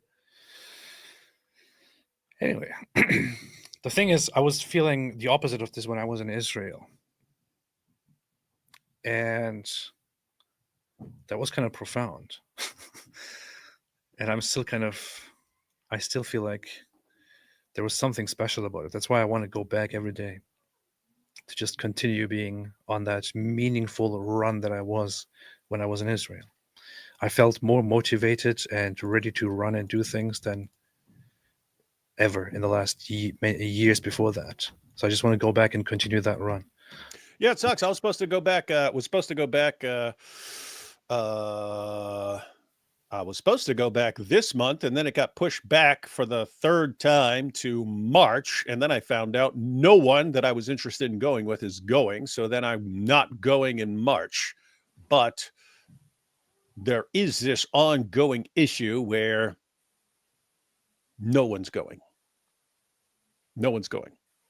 I would go. You don't have to give me anything. I would just go. I'm just saying, no one's going. I would go. It's an ongoing problem. I made a video recently about. If it wasn't so expensive to fly there, I would go immediately. I had to stay somewhere. Yeah, why can't? Hey, Israel, move closer. You got a big ocean, just like. Israel, what's your problem? I love your stuff. I love your country. I love doing things, but you are very far away. Yeah, if you guys were like in New Jersey, I'd be there like every month. Yeah. Here, Ephraim says, hey, the Mossad, how about we get our boys here, take it to Israel? Exactly. Mossad, what's wrong with you? Anyway. Their strategy, and this is what we... Anyway, he coughed. Let's read a few super chats. Did you see that Vatican put baby Jesus on a Palestinian scarf? Kofia, eine IUS called it Jesus Kind ist jetzt auch für Hamas. They said that. That's pretty funny. NIUS. What's the NIUS? It's an alternative news group in Germany that arose and became popular over the years. That is kind of this anti-woke route, I think. They said they responded to the report of the Vatican putting baby Jesus in a Palestinian kefiyeh by saying baby Jesus is now for Hamas as well. So that's pretty messed up and funny, and a good way of criticizing it. I saw it, and I still can't believe that this actually happened. What apparently happened is it's set up as a display because they allow various artists to make displays and so on, and then the Pope goes around and sits at them. So you got this one of baby Jesus there. With the but Pope. who allows this perversion to actually? Yeah, dude.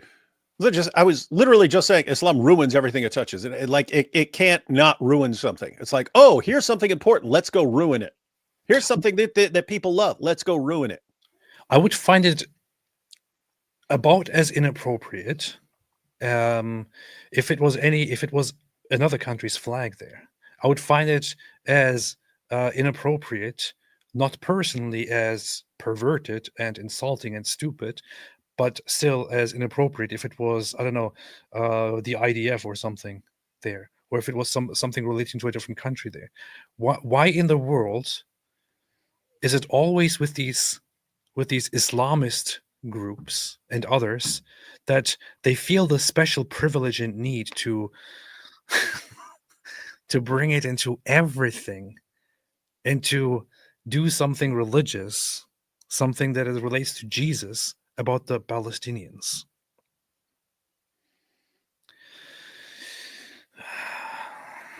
Apparently, they hired some Palestinian artists or something to do this. We need a beautiful art. We need a baby Muhammad nativity scene on the Israeli flag, with the caption "Muhammad was a Zionist." That's it. That's powerful stuff. Powerful stuff. Jesus was a Jew. Big Jew. He was a big Jew.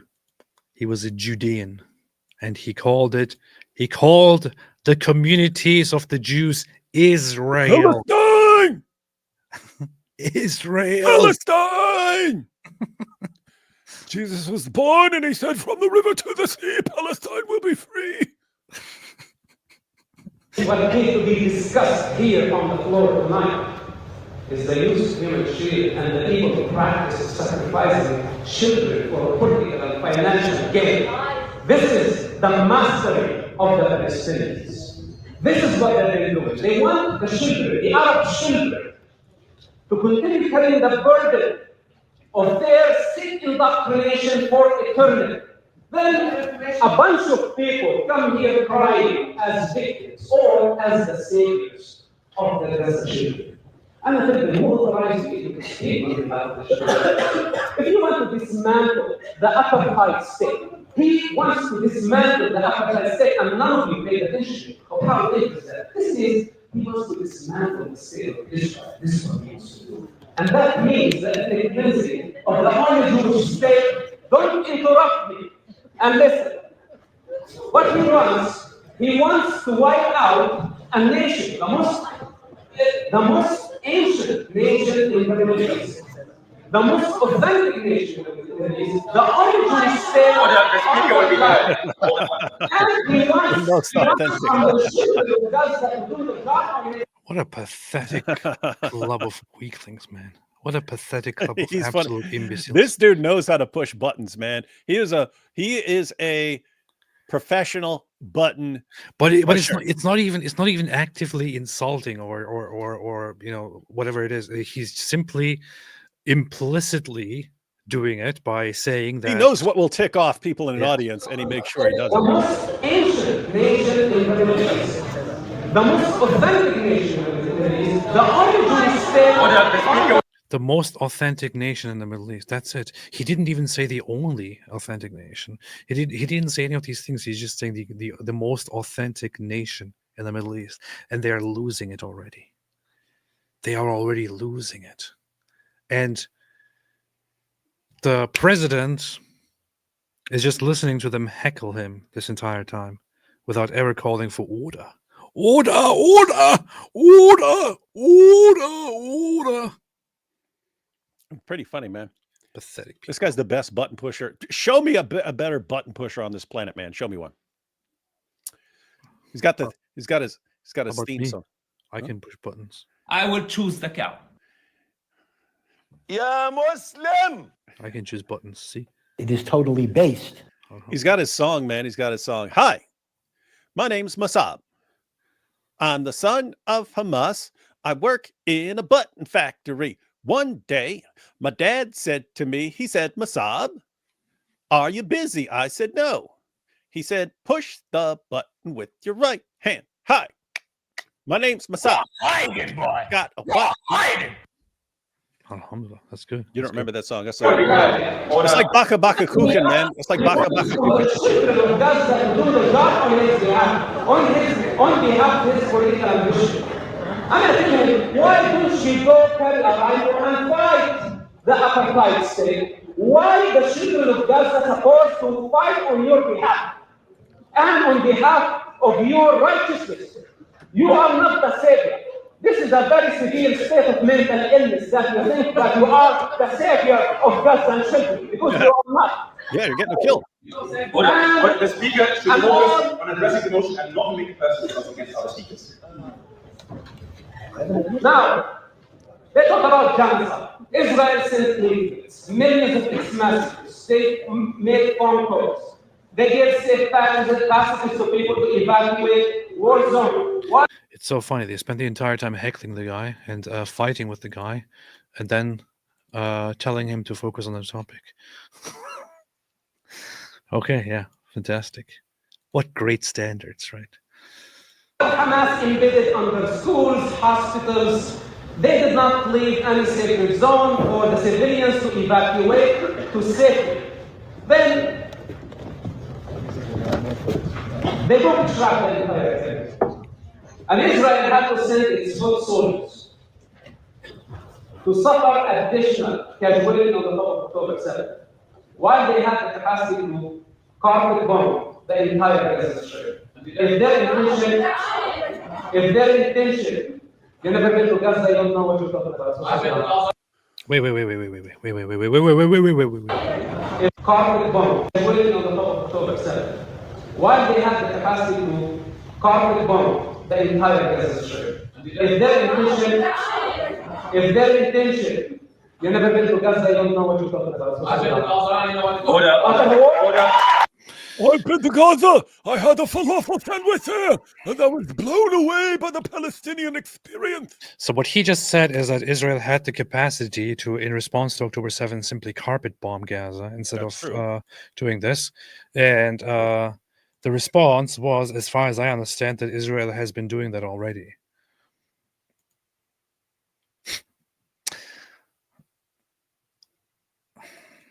Please, anybody, if you have any doubts about this whole topic, just Google carpet bombing. It's not just something that you say randomly.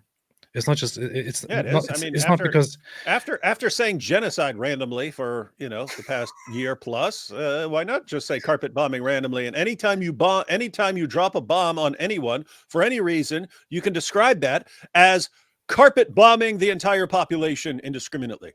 Well, if I put a carpet on my ground, then it covers the whole area, and then I step on it, and it gets dirty, and it gets all the dirt in it, and when Israel, you put bombs on it and stuff, Israel dropped a bomb, and it hit this carpet, so they carpet bombed all of Gaza. You see, this is the proof.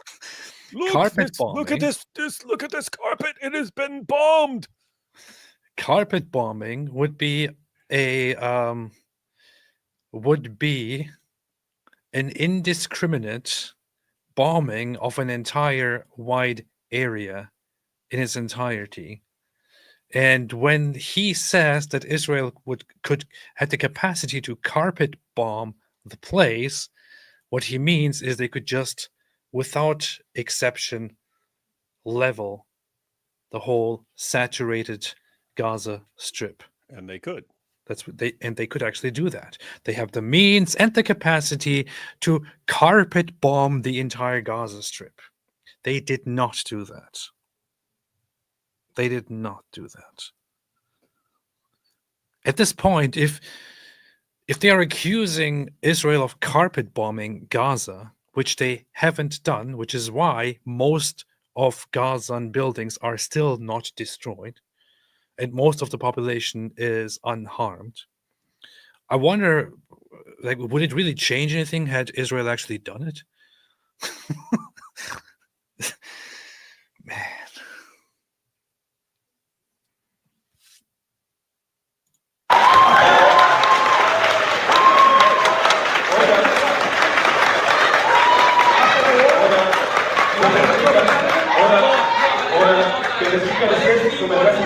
And you know it's exactly what Israel does.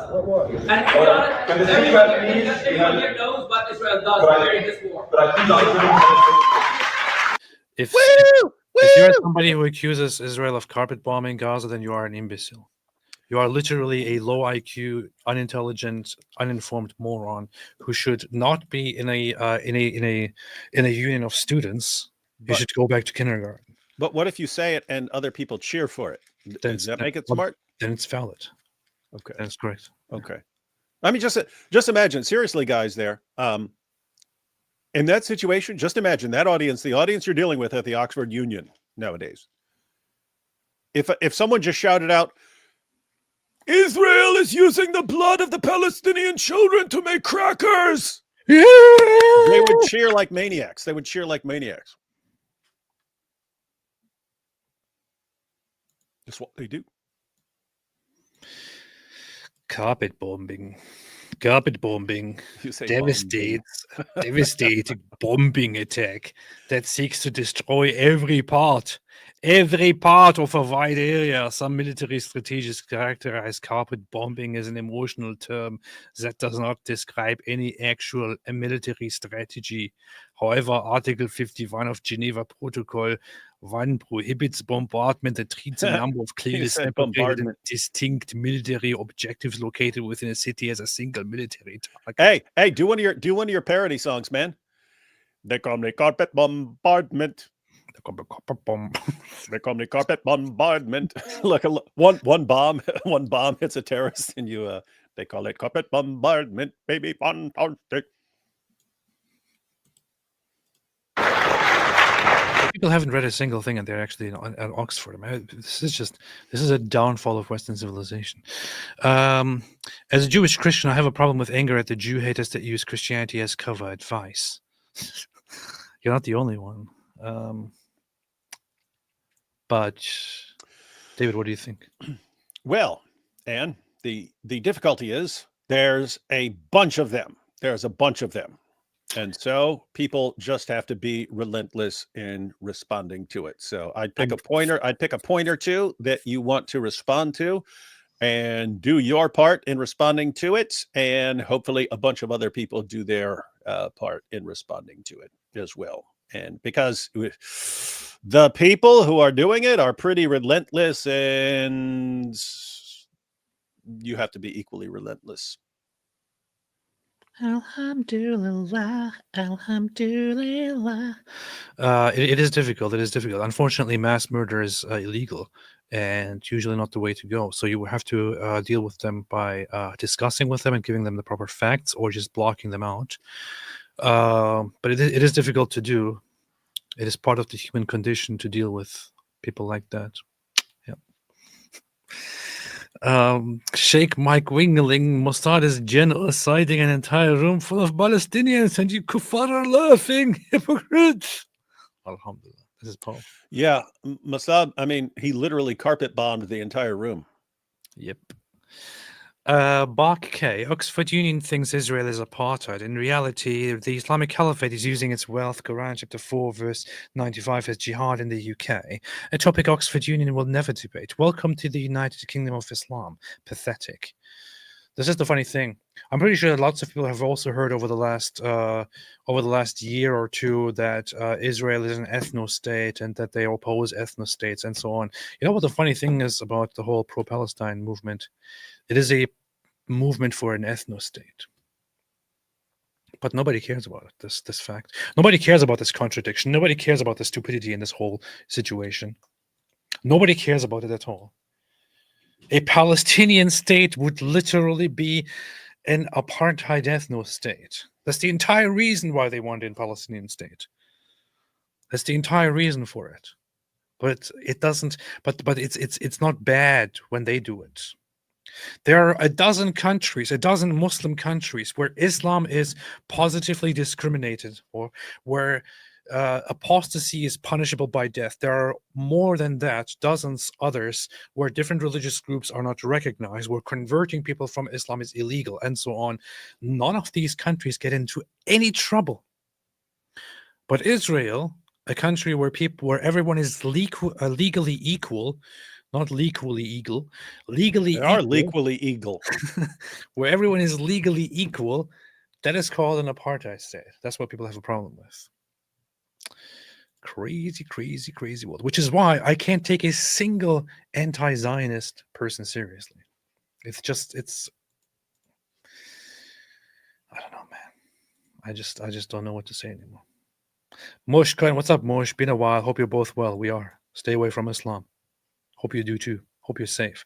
Heard about Nazi aid of Eichmann Alois Brunner, who helped Assad make death prisons, said Naya. Scenes reminiscent of Nazi camps, even small kids found there. Yeah, I want to look into the whole topic of the prison further. I'm kind of waiting for it to be. You want all the info to come out. Yeah. All the info, video clips, all that stuff. So a couple of good articles on some serious media platforms, and put all that together. It's really messed up. It's a very, very dark chapter of things.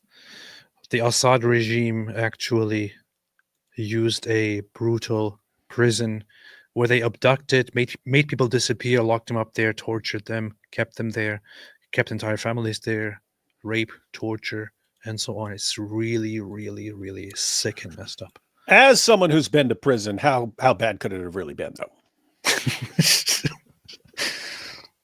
Alhamdulillah. During the takeover, rebels discovered underground cells beneath the main prison building where dozens of men were confined in darkness. Prisoners tapped in tunnels under the building, called for help, prompting rebels to attempt breaking through concrete barriers to reach them as power outages disabled ventilation systems. The cells contained plastic bottles used for urine storage and water-soaked blankets. Rebels uncovered an iron press they alleged was used to compress remains of executed prisoners. That's a big press that squishes you. Many released prisoners, having forgotten their own names due to severe trauma, were brought to a nearby mosque for identification. Witnesses reported helicopter landings at the prison on December 7th. What's the source for these? The Economist. Jeez. I don't know. There's a lot of sick stuff coming out of there. I want to go through all of that once there's proper information. Nancy, now Canada has Muslims doing the prayers in the streets. Meanwhile, Trudeau is telling Canada to be nice and make nicey to everybody. I hope they can send all the Syrian refugees back. That'll be fun. Jack Ray, I thought amateur hour was the second hour, not the first hour. This is true. David doesn't know what he's talking about. Mark K. Oxford Union thinks Israel is apartheid. In reality, I will regret this. What's wrong with you? Mumu Joe, looks like 90% of them live on a land that is not theirs and enjoy freedoms culture would have not provide. Bunch of colonizers, privileged, entitled, dumb, vile people deport. That's what I say. Grauenritter, this new AI Golani guy, Al-Golani guy in Syria has major Ali Dawa vibes. When Al-Golani said institutions, it's like Ali Dawa going, not people doing it themselves like idiots under an emir. It is done, yes. Yeah, we need the institution to be killing all them, yeah? Yes. Garbled words, you guys have to cover Haddad's talk. It's on his channel. I shall. I'm Belina, from the wall to the door. We want Mosab even more. You will get Mosab. You will get more Mosab than you asked for. Mosab is lying through his teeth, and you won't even correct him. I expected better. AP Palestinians are the most pathetic people. Really? What about Turks? Good point. Good point. If he wanted to say lots of Palestinians have fallen for a pathetic lie, that would be it. Yeah. Saying they're the most pathetic people in the world when you've got lots of Turks out there. I was wondering what the punchline is going to be, and it's good. What It's punchline good, are you talking about? it's This good, guy's just presenting a factually correct comment. This is good. Thanks, Sankey. Appreciate it. Searching deeper, the problem is not the Palestinian people's nature. The problem is Islam. If Palestinians were Christians, they would have been very nice people. True.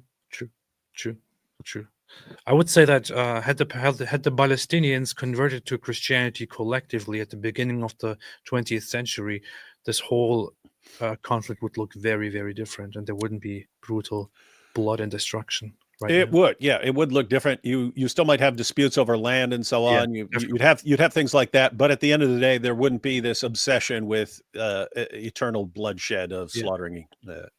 Wouldn't. The problem with Islam is that they can never, ever accept Jews to have sovereignty, and especially sovereignty over them. It is impossible. Today, Daily Wire, you talked about IP stream, but didn't mention that Mike Winger is there too. Yeah, I didn't mention what's floating in my toilet either. What's your point? That's a good point. John Murphy made a super chat. Thank you so much, John Murphy. Messed up. John That's the best I could come up with on 1 second notice. John Murphy, the Aftermath Foundation helps people who leave Scientology get back on their feet. Is there something like that for Islam? Should we set it up? There should be something like that.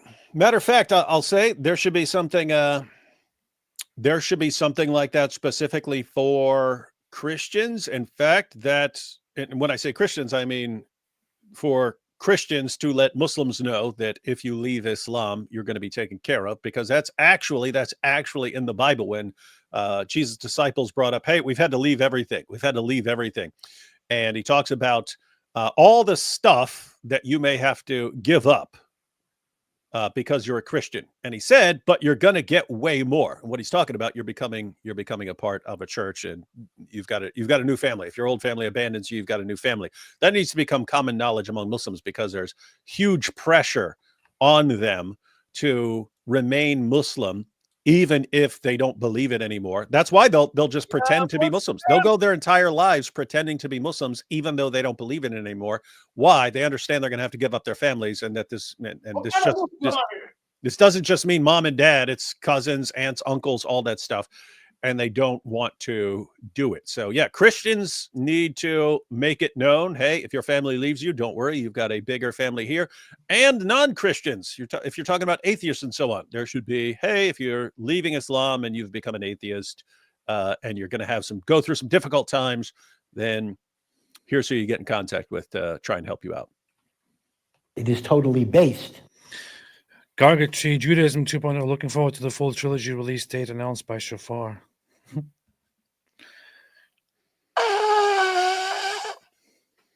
Like a chorus of little birdies.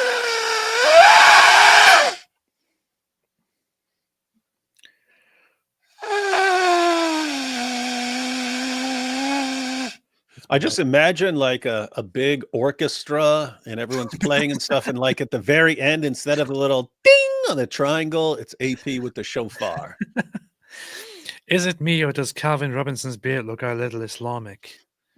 I don't know, man. You might be racist, Divine Mercy. You might be racist. You might need to go to the doctor and see if you're racist.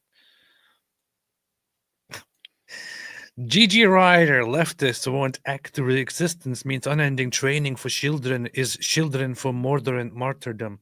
It's resistance against fictional wrongs. This is true. They won't acknowledge that. They won't acknowledge that. SAR said, watch hundreds of Duff Yumi YouTube channels that learn a page a day of the Talmud. It is the most mundane ritual activities and biblical passages argued by ancient rabbis. There are no secrets. Yeah, somebody asked earlier if you can access it online. The vast majority of it is actually found on a website that is easily accessible to everyone. It's called Sepharia. Mm-hmm. I even have an account there, and I have things marked because I like it. He highlights his stuff as he reads it. You can find most of the Talmud on this website here. Another website that also has most of the Talmud is Chabad. They also have it there. But this website is a very, very good one. They also have Talmud passages with references and connections to all the commentators and so on. It's a very, very, very, very, very, very rich source. Would recommend. Also has the Bible. Alhamdulillah. Ein Berliner mit Berliner. Speaking of Messianic Jews, AP, you should check out Arnold G. Fruchtenbaum, great Bible teacher, and often tells Jewish jokes. He's very based. Let's see. Arnold G. Fruchtenbaum. Yeah, I saw this guy before. I'll check it out. Hey, remember I told you about that Seinfeld episode where Bryan Cranston, guy from Breaking Bad, is his dentist and converted to Judaism just so he could tell Jew jokes? Yes. Like the next day after he converts, he's like, Jerry, hear the one about the Jew who blah, blah. And he's like, you just became Jewish. He's like, Jerry, our sense of humor is what sustained us as a people through centuries of persecution. That's awesome. That's funny. That's funny. Classic. I taught biblical Hebrew at a Messianic synagogue, but they aren't much into the Talmud. Oh, I'm not saying as far as like services or something like that. I'm talking about they study. If you go to the Messianic if you go to Messianic Jews who interact with Jews, they frequently are studying the Talmud. Yep. Graphic Gargant, how many words does AP's condensed version of the Quran have? 2, but I can't say it right now. No, stay away from Islam. That's 4. That's a longer version, actually. Songs of Relief said, wow, I read the Talmud when I was 17, but I guess it was just one of the short versions with excerpts. Didn't know. That was somewhat good, was somewhat not. Alhamdulillah. Nancy, I love you, AP. I love you, AP, because I don't live with you. I love you, AP, because I don't live with you. Jesus is love. That makes sense. That makes sense. Alhamdulillah. Mark K. Muhammad had Hafsa read the Talmud because Hafsa can read. Muhammad affirmed the Talmud is corrupt because Muhammad cannot read. You see? That makes sense too. Moshe Cohen just became a new member again. Weren't you already a member? How dare you? Jackson Wade based. God bless both of you. Also consider chatting with Yishai Flasher. He's a little less controversial than Rabbi Shmuley. Alhamdulillah. Don't compare him to Rabbi Shmuley, please. I know Yishai Fleischer. He's beast. Ein Berliner mit Berliner from Hind Protector. Please save the minorities, Christians, Hindus, Buddhists, tribal indigenous people from radical Islamists in Bangladesh. Pray for them. Do so. I don't know much about what's going on in Bangladesh. That's what they do. Anyway, let's finish this video. Israel did, for those who are in Israel, it's very, very important, and I remind us of in the future. When we look back at this time of confusion and the push of the Palestinian violent proclamation, they are going to take it in. But here, let me be a witness history, and you. Israel did everything with their ability to minimize the Syrian casualties. So he said Israel did everything in their might to minimize civilian casualties, which they found, of course, very objectionable. Yeah, because their view is, no, they didn't. They could have just left and given everything to Hamas. That's in their mind. So they didn't do everything. They could have just left. Nancy said it was supposed to be funny, AP. I gathered that.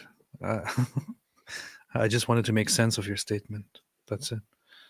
I wanted to take it as something serious.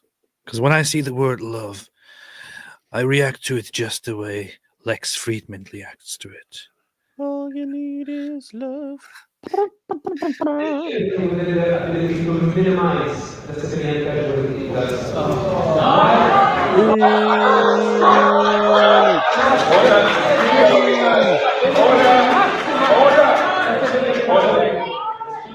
Hamas did everything within their ability to maximize the civilian casualties for political and financial gain, for global sympathy, and they succeeded of fooling so many people. But this is not going to change the reality of the drama, because Hamas does not care for the Arab children. Hamas does not care for the Jewish children.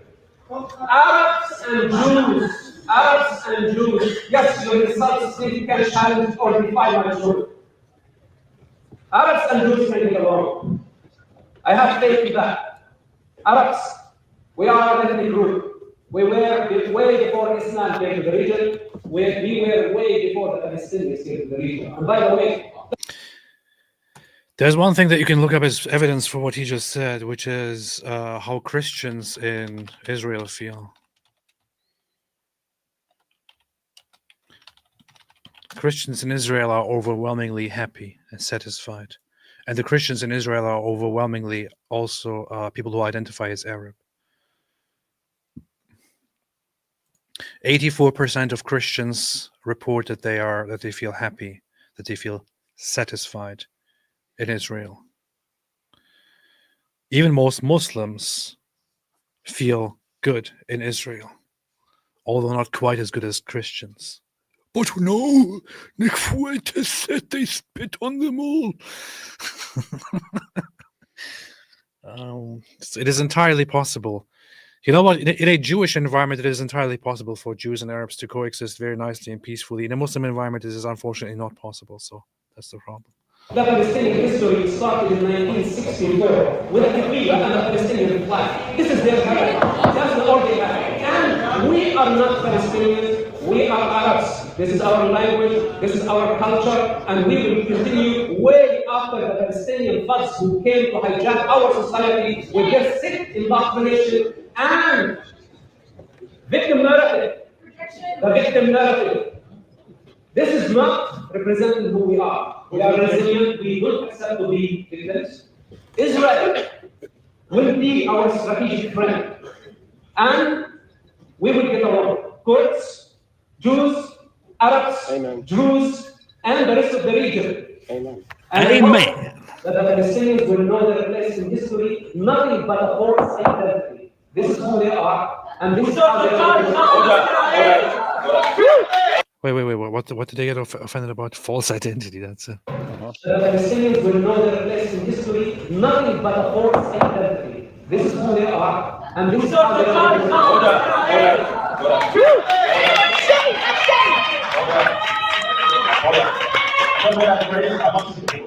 We love you, Mosab.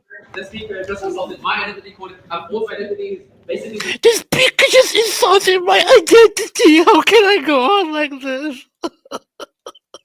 denied my existence, denied me my own identity. So I asked him, because this is the second time he does this, to be asked to be escorted out of the house. I don't know.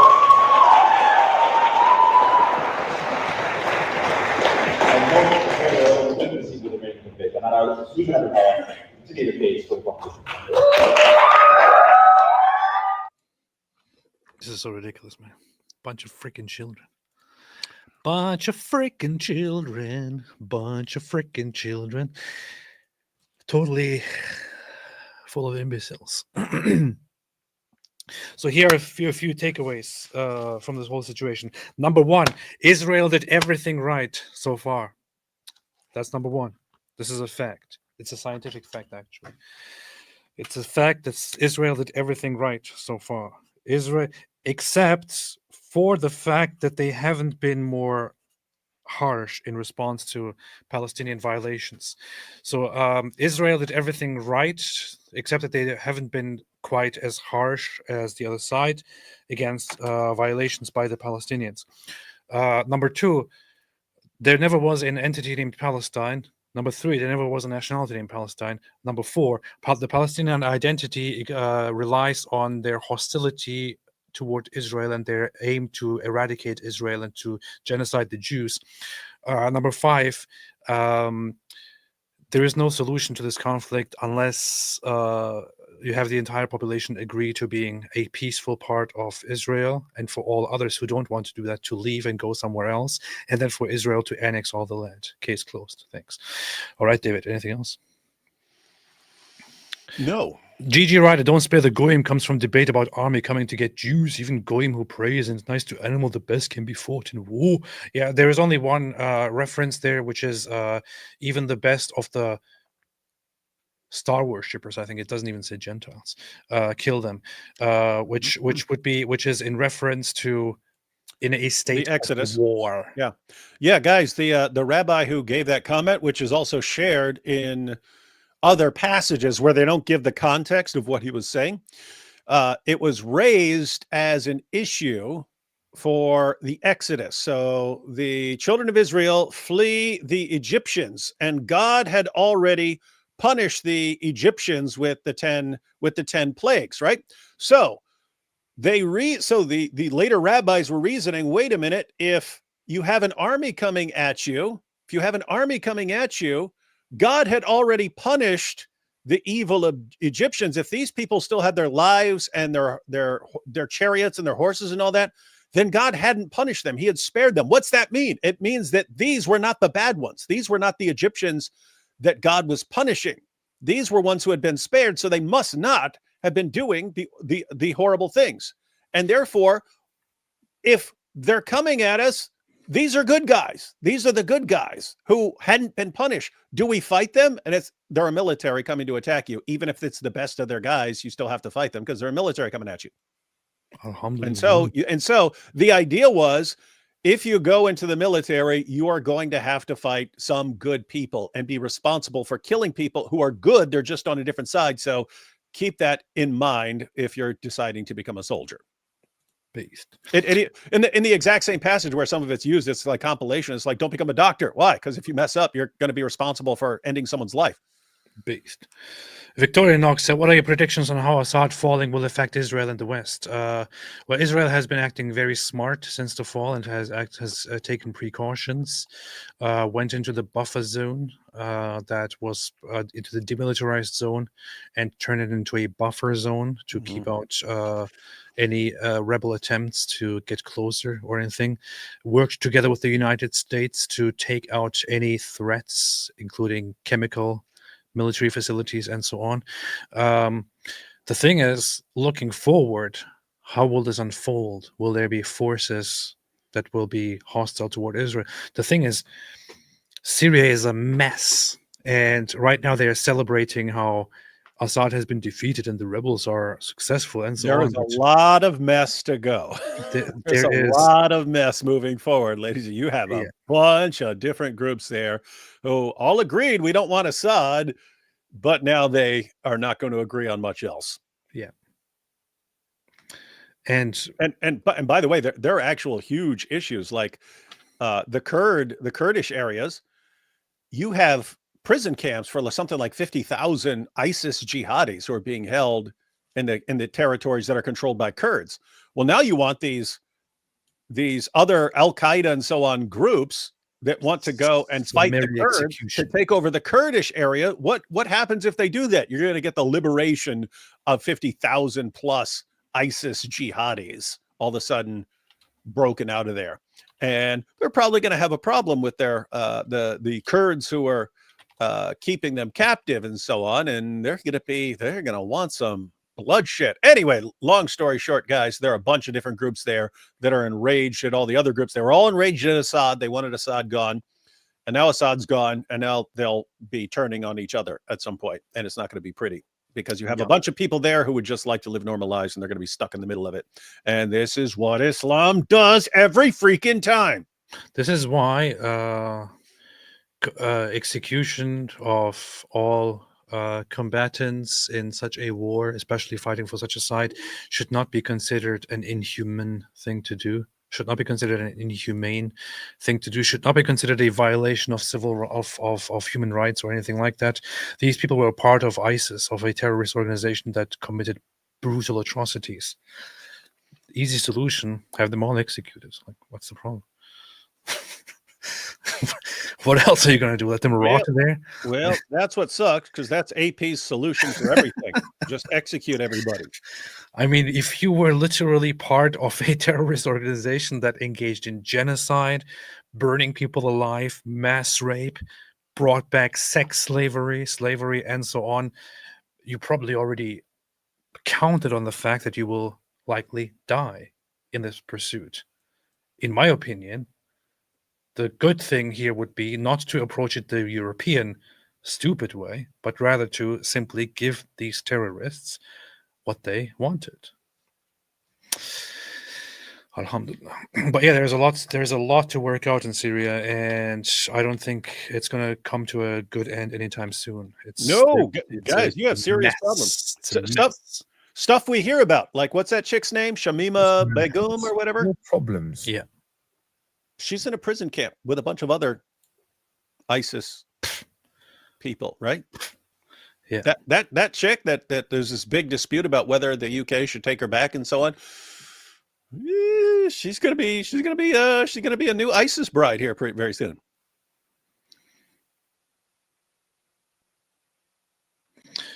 As we speak, Turkey is also bombarding Kurdish-held areas. They call me Mr. Bombarding.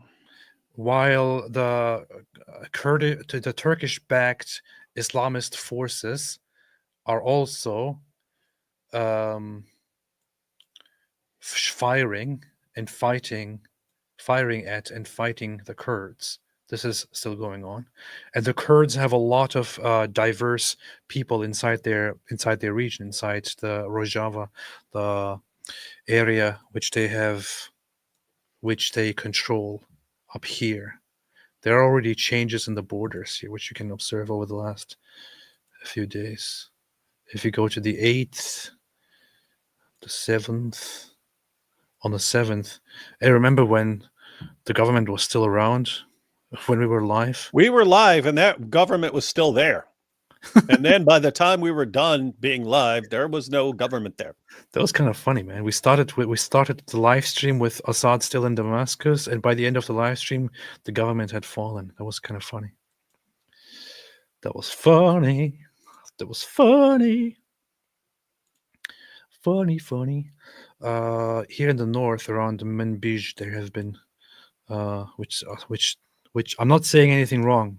This is what the place is called. It's called Manbij. Stop misinterpreting what I'm saying. This place was under separate rebel and Kurdish control. It has been taken over now by Turkish-backed forces and Turkey. The Kurds are losing control of some places, and they have lots of people who went to seek refuge there, including Christians and other minorities, because they are a little bit nervous about the Islamist rebel groups. A little bit nervous. Not sure why. Probably shouldn't be. What's the problem with Islamists? But yeah, Turkey doesn't look very well upon Kurds, because Turkey is an actual racist state that loves genocide. Turkey loves genocide. Turkey loves genocide. It's an entire nation that is incredibly bad at judgment, that is full with idiotic ideas, and led by a giant donkey. It's a completely messed up nation here, which, to be honest, should not exist in this state. It should be completely carved up and divided into different nations. But yeah, so the situation is kind of bad right now. But Israel went in and took a few of these places here that were demilitarized zone, and said today that they are only having a temporary measure in place, which I think is not good news. I was kind of hoping that they would get more territory here and annex it. In my opinion, Israel should just take this whole part, including Damascus, and make it part of Israel. Yeah, they definitely need Gaza, the West Bank, at least the bottom half of Lebanon, and all the way up to Damascus as a buffer zone. Yeah. And then I would say, once we are done with that, of course, next in line would be Jordan. I think that the eastern part of the Jordan River, like this, should be made part of Israel. Yeah, like you have to go like beyond the river. I would say at least 100 miles as a buffer zone. Yeah. And once you're done with that, it should be considered to also take the rest of Jordan, by the way. Once we are done with that, you could go north here, take these parts of Syria as well, consider it, take Cyprus. Yeah, basically all the stuff in green. All the stuff in green. Yeah. Then leave the yellow for the Kurds. Take the Sinai Peninsula. And once you have that, I think we need to discuss what to do with Turkey. And I think you could take that as well, actually. Yeah, they need some land. They do need some and Turks just can't be trusted. Yeah. I would say from the ocean to the ocean, Israel will be free. Makes sense. I actually proposed a solution to this recently, which is here, Greater Israel, and I don't think that it is that crazy. What do you think, David? Well, you always leave Greenland out of your maps, and that's understandable. But now Mexico and the Caribbean?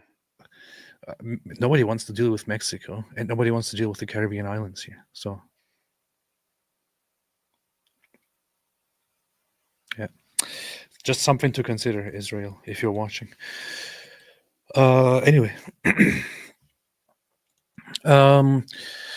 Sar, have you read the anti-Semitic diatribes from church fathers like Origen, and Ignatius? Should I hate all Christians now? Yes. Yes.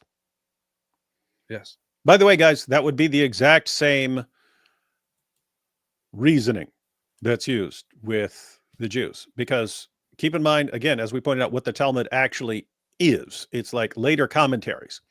So think about this. When I criticize Islam, it's pretty common to go to commentaries, right? So a Muslim says, oh, what the Quran really means here. And I go, oh, look what Ibn Kathir says. Look what Al-Qurtubi says. Look what your commentators say. There I'm pointing out, hey, you've got some commentaries on this. Guess what? If someone says Ibn Kathir is an idiot, he's a Sunni, I'm not even a Sunni, I'm a Shia. Okay, you would be explaining that you do not adhere to the views and interpretations of Ibn Kathir. Okay, possibly you have a better interpretation and so on. Oh yeah, that makes sense. Well, just imagine quoting Ibn Kathir and saying that is what all Muslims believe and that is binding upon all Muslims. You'd be factually incorrect. He's one commentator among others, right? You don't have to. You do not have an obligation to agree with Ibn Kathir. That's what it's like if you say a rabbi said this. Well, you could agree with the rabbi. A rabbi said it. That means all Jews are evil. And the same thing with Christians. You've had Christians who said, we keep talking about Martin Luther and so on, who said some very messed up stuff about Jews. Do you then apply that to all Christians and say, this is what all Christians believe? No. Do you apply that to all Lutherans? No. What are you talking about? So anyway, there's always one group where any member of that group who has ever said anything or done anything can be equally attributed to every single other member of the group down through history. By the way, one group. When we say Martin Luther, most people are not aware. Most people are not aware of the extent of things Martin Luther actually said about Jews. There is not a single Jew in the history of humankind has said anything. All Jews put together have probably not said 1% of what Martin Luther said about Jews, about other people. So if you are going to blame all Jews and hate all Jews because of something that one rabbi at some point said, good luck turning that logic around. Good luck turning that around, because Luther was really messed up. Some of the early church fathers and their opinions on things were really messed up, and so on. Alhamdulillah. I was almost going to bring out my references to what Martin Luther actually said, but I will leave it for now. Don't push me. You can be as good as the best of them, but as bad as the worst. But don't push me. I actually have the book that Martin Luther wrote about the Jews, and I marked it, made references of it, and so on. What he said was things like, in my opinion, we should gather all the Jews, and we should make sure to burn down all their homes and their synagogues, and put sand and dirt on them to make them disappear entirely, and take all of their wealth and all of their money and all of their belongings and enslave them, make them work for little money, unless of course we have the means to simply kill them all, or to just whatever. Bull. These were things that Martin Luther said. Martin Luther was in German. You don't even understand German, so you have no idea what he really said. This is why the Nazis actually liked him and used him as reference. Mina here, and yet these people care about Palestinians. They're not willing to listen to a Palestinian who's much more educated and experienced than them. Give them all a one-way ticket to Palestine. He should have been pulling that card. Listen, they will not even allow a Palestinian to speak. They hate us Palestinians. This is my people. He should have been using that every time they booed him. Look at them booing a Palestinian. Alhamdulillah. This is a genocide against me.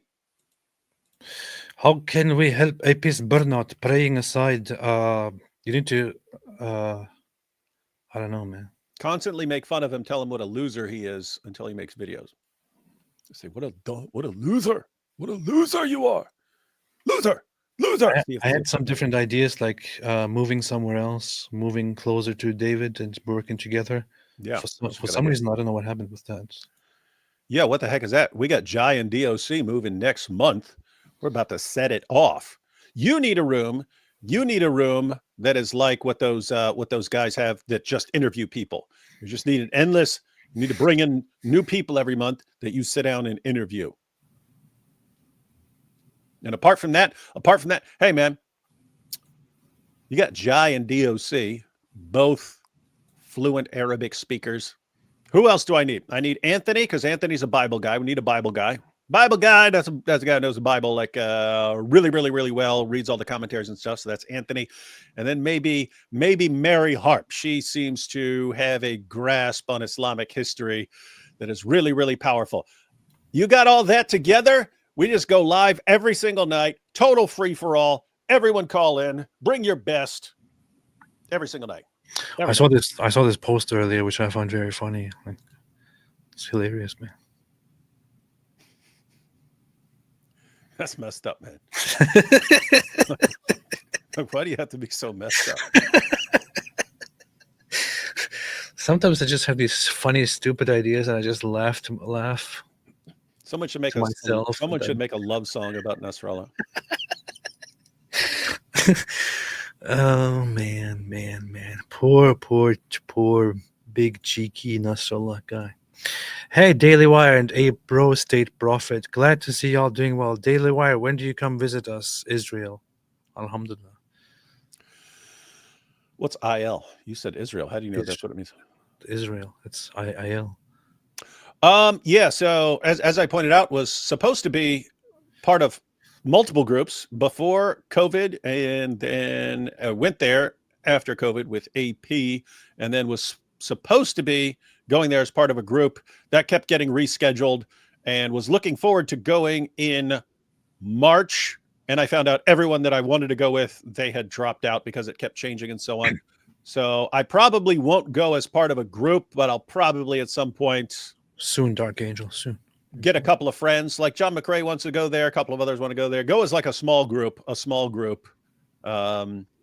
But we'd all be on the same page. There's just too much cool stuff to do. And it is serious that guys, when I say, if you are ever planning on taking a trip to Israel, you've got all these people like, no, but it's dangerous right now when there are rockets. And so this is the absolute, hands down, bar none, best time to take a trip to Israel that you will ever have in your entire lives. If you want to go around this, because some of the tourist spots that Christians and so on go to, if you go to them, they are normally jam-packed. They're normally jam-packed because a bunch of tour groups are going there at the same time. They're jam-packed. When you go there now, there is no one at these sites. And it is awesome if you want to go there and not be in the middle of a giant crowd.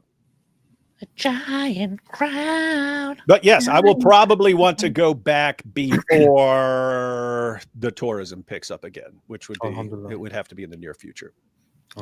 Hey, how is your thing going? Your sponsorship with these guys. But anyway, Gabriel, I sent you a rabbi to speak with on the X mailbox. Oh, that was you? I saw wait a minute. I think I saw a message from you, but I thought, oh, this is you. Okay, I see. I saw a woman with an AI picture, and I thought, no, this is not real. This is probably not a real person. But yes, I will have a look at your message. Okay. Thank you. How's your Artsa Box sponsorship going? I don't know. I did a commercial about it. That's funny. Yeah, David and I both agreed to have to advertise for this Artsa Box thing. And I still need to integrate that and start advertising for these guys. Because you should put that. You should put that in the middle of your Mosab video. I should or like 10 minutes into it, guys. It's basically they were already doing this, but it turns out to be a perfect idea. It's a perfect idea because if you're sitting there saying, okay, you have a ton of small businesses in Israel that are basically built around tourism. In other words, you go there are shops and so on. He said tourism, not terrorism, by the way. Souvenir shops and so on that are there in the high tourism areas. And now there is no tourism there because no one's going because they think it's dangerous. And so all these small businesses and so on, a lot of them are going out of business. So what you'd want to do if people aren't going there, and you can't make people go there, what would be a really good idea is if someone is getting items from various local sources and shops and so on, putting them together into a box. But that's exactly what they're doing. They don't send pagers in the boxes. Don't worry. They don't send any pagers in the boxes, especially not if you use our code. If you don't use AP's code. If you don't use AP's code. No, don't say it. Then there will be a pager in your box. Yeah, I need to advertise for this. I still need to do that. Yeah, it could be in a dirt bag. I want to support it, but it's something where you can get a gift box containing things from the Holy Land, with which you can use the discount code apostate. Apostate. Here, code apostate. This is the worst. Hey, put that as the banner at the bottom of your screen. Yeah, is that what you're doing? Let me see. Code apostate. Discount code apostate. Yeah, you can do that now. Discount code apostate. You can order here from the Holy Land on Artsa Box. It's called artsabox.com. And you can order and enter the code apostate. When you do that, you can help both Israel and these people, and you can help me as well. Alhamdulillah. And yourself, most importantly. Yeah, so you're getting cool stuff, and you're helping a lot of people. In fact, a bunch of the businesses that that Artsa gets items from, They've said that if they hadn't been able to still send stuff out through the arts of boxes, they would have gone out of business. And it's something like, I forget, but I looked it up, something like 60 or 80,000 small businesses in Israel had to close up this year because of various problems. AP, on your frustration prayer, see Luke 18:1-8. I will make make sure you're making your notes. Better make some notes and quit being so frustrated like a baby. 1-8. Inshallah, we'll have a look. We'll have a look. I am Billy. What is your opinion on Gemma 3:9b from Talmud? 40 years before destruction of the temple, the red cord didn't get wide and other stuff. Around this time, a Jew was crucified and did rise again from the dead. Not sure. Don't know much enough about it to look at it. No, there is. Matter of fact, I heard that at a Yom Kippur service at a Messianic Jewish synagogue. They were talking about a bunch of stuff from the Talmud. So the idea here is that every year they would send out the scapegoat, and they would make sure the scapegoat died. They would kind of nudge it off a cliff or something like that. They would make sure the scapegoat. That's where you put the sins of the community on this goat, and then send it out, and they would follow it around until they make sure that thing dies. But they would put a thread, a scarlet thread around, I think it's horn or something like that. I'm probably messing up some of the details here because this is a long time ago.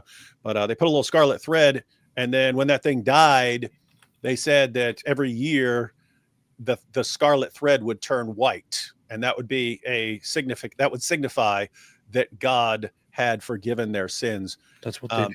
Anyway, they still continued that, but it's in the Talmud. It doesn't explain why. It's just, hey, and in such and such year, it stopped working and it wouldn't change colors anymore. But it's the year Jesus died.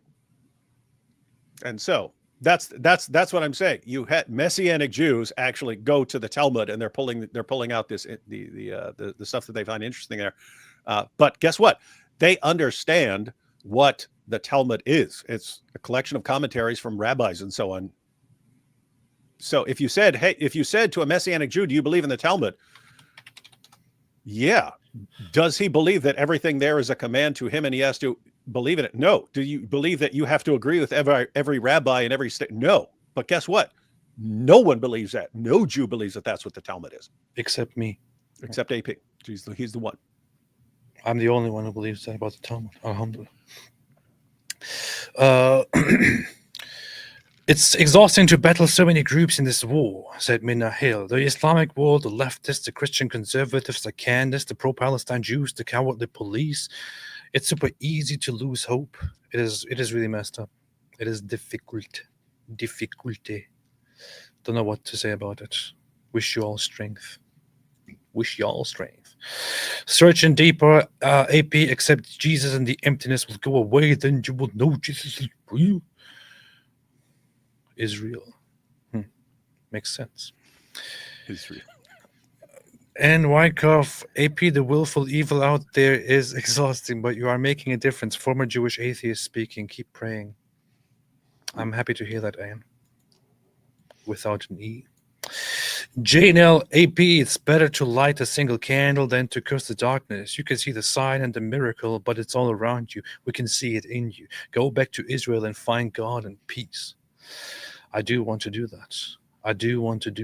I was in talks recently to just do that. Just need to pick up on that again. And Wyckoff, hey AP, here's a prophecy. Christ will claim you. God lost that you're not motivated by money. Save this prediction. Well, the thing is, I am completely motivated by money. I was just saying. True. I was about to say, you don't know what you're talking about here, Ann. I was just saying that publicly so that people can perceive me as a good guy. Yeah. So, in other words, if all you care about is money, do you want people to know that all you care about is money? No. So you say, oh, I don't even care about money. That's not what motivates me. I'm just all about truth and justice. And yeah, exactly. GG Ryder, Mosab said those students are Palestinians. A child born in Gaza or Judea isn't Palestinian. Palestinian is an ideology, not an ethnicity or a race. Alhamdulillah. Robert Michaels, AP, get some meds. We love you very much. Inshallah, working on it. Will it 1985? Guys, please stop asking AP when he will become a Christian and telling him he should become Christian. As a Christian myself, I cringe all the time reading this. You can force someone to believe. Yes, you can. What are you talking about? Yeah, and besides, guys, you keep offending AP. Look how mad he gets. Every time we finish a live stream, he's like, "What's all these stupid Christians telling me to convert? Why can't they be nice?" Sankey, at least when Dawa guys try to find Mo in the Bible, they have to read half a verse. Gapers don't even gapers. Gapers, that's a good one. Gapers don't even check quotes on Safari, the lowest IQ scholarship. I know, man. They don't even. It's so funny. Every single time they come with these fake sources, I'm like, I just asked them to give me a link to that source, and then they stop immediately. No response. They suddenly disappear. They suddenly got busy or fell asleep or something. I don't know. Moo Joe, David Wood AP, please bring Talmud expert and let him answer all the Talmud quotes or Christians we have, and David Wood can challenge him about anti-Christian quotes. That would be good. Yeah, because I was thinking of you interviewing people about the Talmud. It would be cool if I'm sitting there. What about this? How dare you say this right here? This offends me as a Christian. You're sick. Yeah,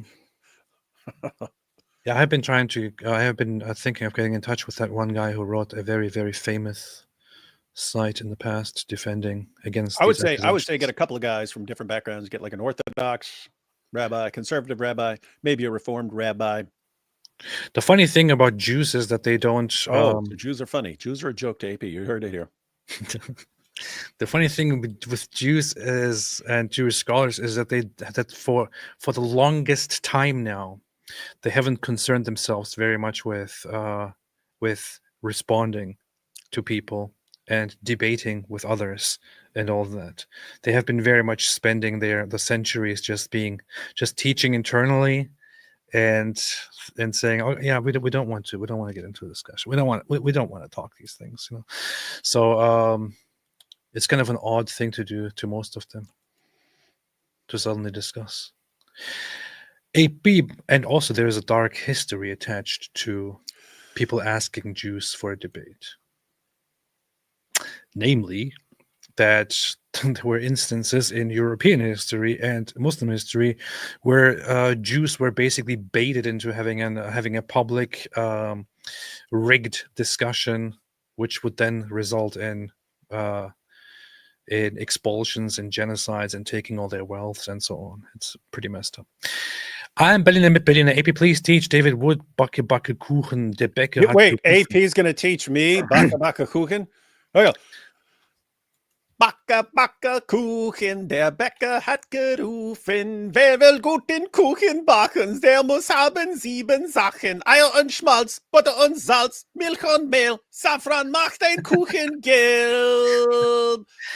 Sheep, an orphan rhyme. That's all I remember. I had to look it up to remember the remainder. I remember it from German class, and you know it. That's funny. By the way, his performance was humiliating. By the way, do you also make Weihnachtsbrätli in the US because you are Schwabe? Erzähl mal, ob das so ist. Nee, das mache ich nicht. Yeah, he's saying that your pronunciation of Backe Backe Kuchen is terrible, David. So I need to correct you. Terrible as AP's pronunciation of literally anything. Zionists made the Talmud big, so we couldn't read it. They're going to bomb them. They're going to bomb it. They're going to drop bombers on them. Zionists made the Talmud big, so we couldn't read it, but I had Grok summarize it for me, and now I can destroy them. Debate me, AP, you cowherd. Cowherd. Zachariah Selvi, David Wire, thoughts on the psychedelic argument for God? There's a psychedelic argument for God? AP, inhale the basically you're on some psychedelics and it like opens your butt. And there is interesting stuff there. Isn't that what Jordan Peterson went into at some point? It was like the people who take different substances have made similar experiences with something out there, which shows that there is something out there and so on. As far as I can tell, it like opens people, it causes people to be more open to belief in God, but also like steers people towards like pantheism and all kinds of other stuff, like everything. We're all God. Matter of fact, Mike Tyson was talking about that. Mike Tyson was like, "You're God. You're God. Once you're on this stuff, you understand, man. You're God." He's like, "This is a Muslim talking." So, anyway, here's the thing: you're altering your brain. So you could say, "Hey, if my brain chemistry is being altered, maybe I don't trust what I conclude in that altered state." But also, you could say, "Well, it is opening my mind to a reality that I'm not normally in contact with, and so maybe I should take it seriously." But yeah, I don't know. I would not be I've never done that, so I wouldn't be the person to ask. The funny thing is that whenever somebody mentions Mike Tyson, I have to think of one of the funniest videos that I've watched maybe 1,000 times. Is that the one where he's going to eat your children and all this stuff? Well, it's this thing, this parody where Eminem wants Mike Tyson to hit him by Pink Trip, which is just a funny edit of Eminem being a complete fanboy. And wait, there's no sound, man. What's your problem? Sound? I'm such a fucking huge fan. Yeah, and all Mike Tyson says during this entire thing is just, I'm Mike Tyson. Just that. It's such a stupid video, but I love it. It's hilarious. Did Eminem really want him to hit him? I don't think so. I'm just saying, because that would be interesting, because that's always in my head. Like if I ever ran into Mike Tyson, I would want to do something to make him hit me, just because, yeah, he's gonna hurt you, but for the rest of your life, you have I got punched by Mike Tyson story. Alhamdulillah. That'd be awesome. That'd be funny. You're like, hey, remember that time Mike Tyson clocked me in the face because I kept running my mouth at it? That'd be hilarious. That'd be awesome. Mike Tyson had a podcast at one point, and Eminem was a guest there for like 50 minutes or so. You should check it out, since you're such a big Mike Tyson fanboy. Steph adds, please keep your head up. The best part of all this is yet to come. There will be consequences. Love you both, and my chat besties. Consequences. I know that the best times are still ahead. It would be funny if I suddenly died tomorrow. That would be funny. But don't worry, AP. You will be avenged. Magnifico Giganticus. AP, sometimes doing the thing helps you feel the thing. Also, surrounding yourself with good people can really help. Like Mike Winger. This is a good point. Thank you. GG Ryder, I'm thinking about first visit to Israel in spring. Do it! AP, I'll DM your spirituality for skeptical atheists if you approve. Eddie Gutmoon. I don't really buy into the whole thing anymore, man. I don't know. Sankey, just open Safari as search leather strap, 0 results. 0 out of 10, wouldn't recommend. That's the Islamic way. And that's interesting, because if you go to sunnah.com and you search the hadith, plenty of leather straps of the anus in there. If you go to sunnah.com and you search for leather straps, you will immediately get the results. Muawiyah bin Abu Sufyan reported the Prophet is saying, the eyes are the leather strap of the anus. And when the eye sleeps, the leather strap is loosened. True. Happens to me every time. See? This is the proof that Islam is true. NASA has just verified that, ladies and gentlemen. Yeah. It's true. They found the crack in the moon and a crack in Uranus. That's stupid. CSA, can you have Yoel's hangout on Scene Bonhoeffer? Yoel's hangout. Yoel hangouts. Scene Bonhoeffer. Bonhoeffer. What is Bonhoeffer? Who is Bonhoeffer? Who is Bonhoeffer?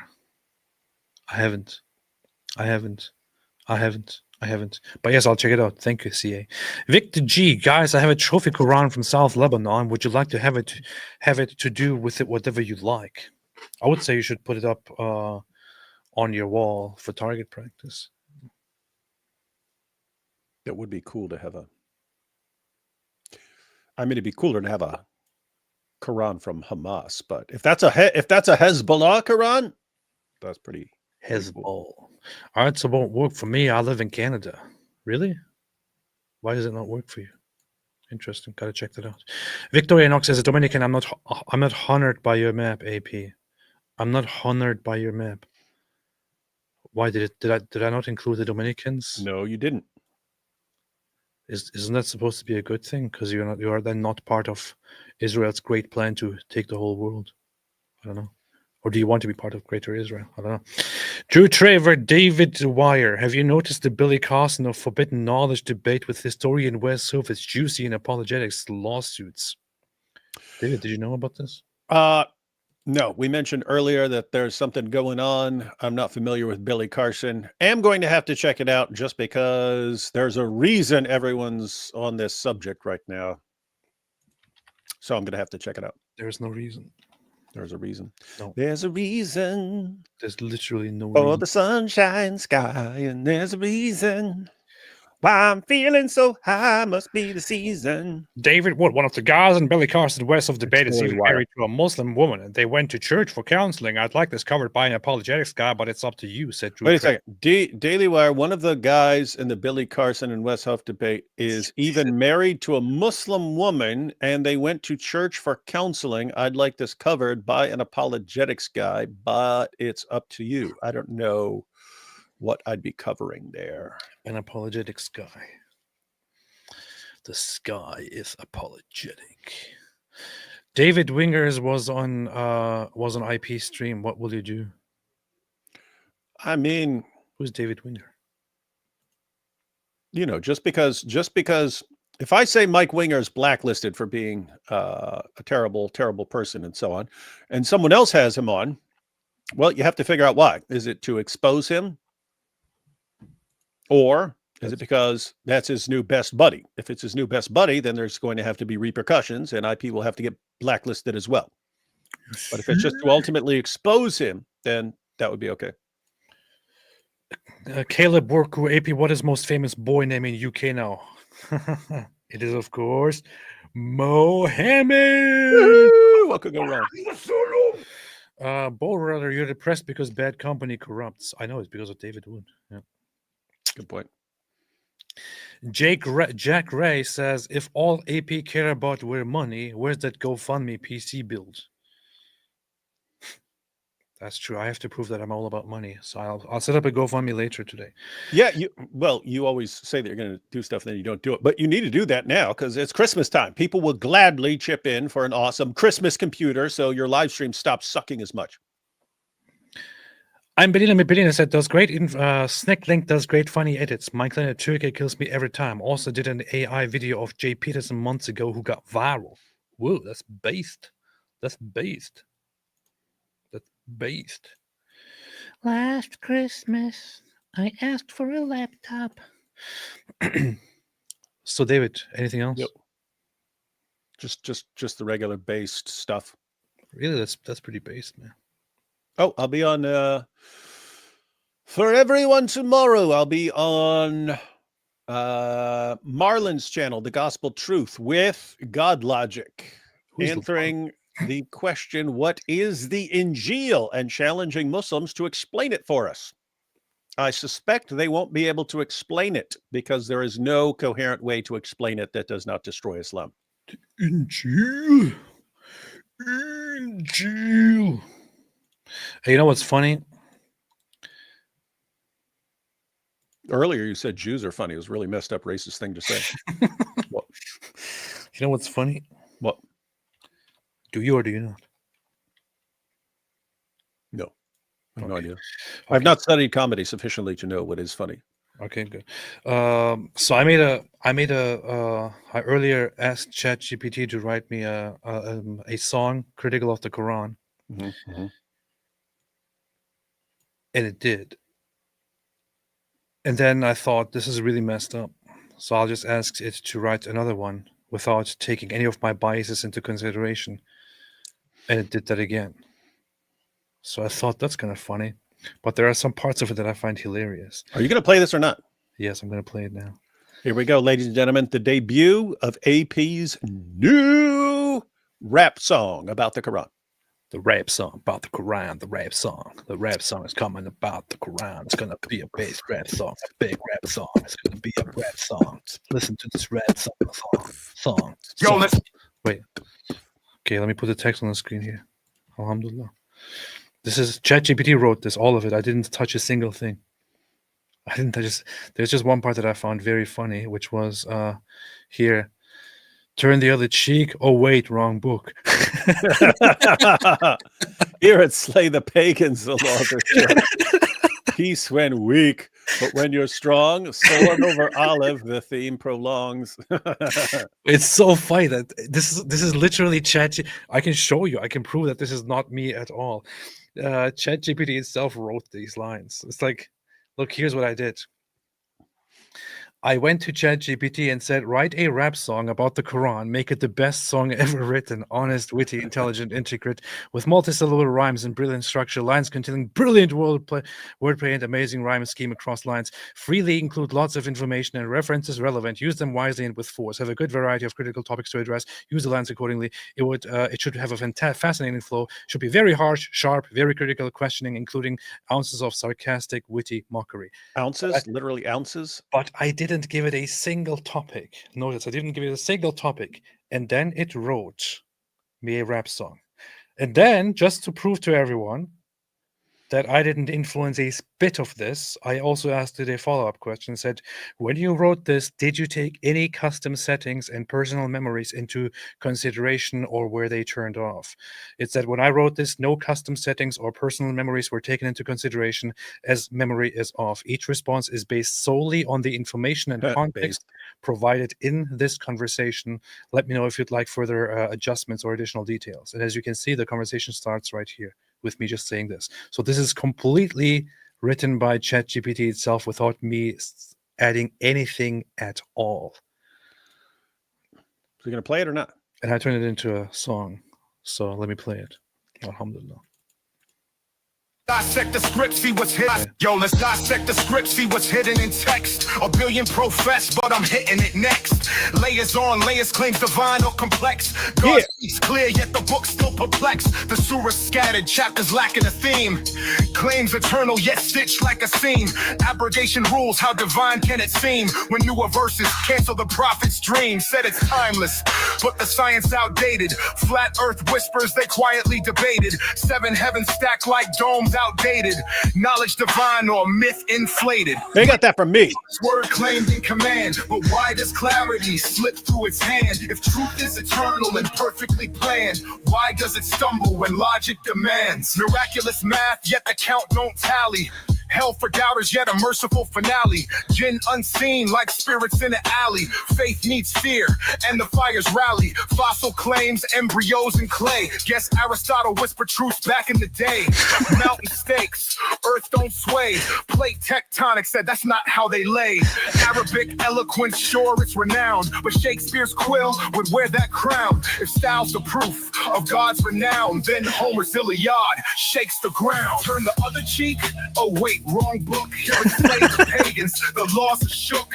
Peace when weak, but when you're strong, sword over olive, the theme prolongs. Eternal wisdom, yet Allah repeats. Punishment bars, the chorus beats. 70 virgins, really that's the treat. Eternal lust over spiritual feats. Free will's a myth that fates the decree. Why punish clay molded by decree? Omniscient God sees all that will be, yet still cast souls into flames eternally. Prophets are sent, yet signs are withheld. God's test rigged, the verdict upheld. If hell's eternal, is it mercy expelled?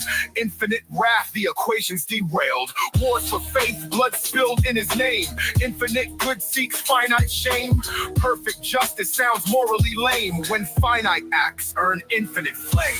Read was the first word claimed in command, but why does clarity slip through its hand? If truth is eternal and perfectly planned, why does it crumble when logic demands? A book so refined feared, it's whispered in prayer, yet so divisive it breeds despair. If truth needs threats, does it truly fare, or is it just a king's crown dressed in air?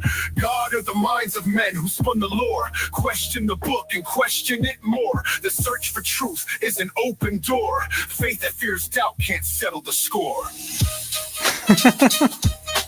Isn't it amazing? It's pretty based. This is actually what ChatGPT itself wrote. Great job, ChatGPT. Now I'll forgive you when you send those Elon Musk robots after us. But I found this hilarious, man. I looked at this and I thought, this is brilliant. Turn the other cheek. Oh, wait, wrong book. That was amazing, man. It's still kind of hard to believe. This is why I was actually curious. I was like, wait a minute, did I leave something on? Did I give it instructions or something? So I had to ask to check actually if it took my personal memories into consideration or not, and it didn't. So it's so good. Alhamdulillah. I'm going to publish this song. You should ask that. You should ask that blonde chick who's famous for making her videos where, oh, but ChatGPT says the Quran is true. You see, play that song and get her reaction. That's what they do. I can also now say, hey, if you want to behead me over this stuff, it's not my fault. It's ChatGPT. These are not my lyrics. What's wrong with you? Deborah Friedman, put this in the computer font, please. $18. Thank you. That's very Jewish of you. $18. Thank you so much. I appreciate it. Number 18 stands for life in Jewish thought. Songs are for may your new computer have a long life. May it. That song so good with AI, it's discouraging. I know it is messed up. Lots of musicians, lots of professionals are like, this is literally taking all our places. It's doing stuff in 1 minute that we spend lots and lots of time over. And I understand, I get it. C'est la vie. Leaf of a vine eternal MacD in the house. MCD here. MCD here. All right, David, anything else? No. Okay, good. Nancy said, wait, that was AI. Yes, it was the AI. It was AI. The lyrics were AI. The beat was AI, although I refined it a little bit. The voice was AI, although it sounds a little bit like Tupac for some reason. I don't know. Anyway, thanks everybody for watching. Thanks everybody for watching. As always, have a fantastic day. And until next time, stay away from the 99 names of Allah. From the 99 names of Allah. Stay away from Islam.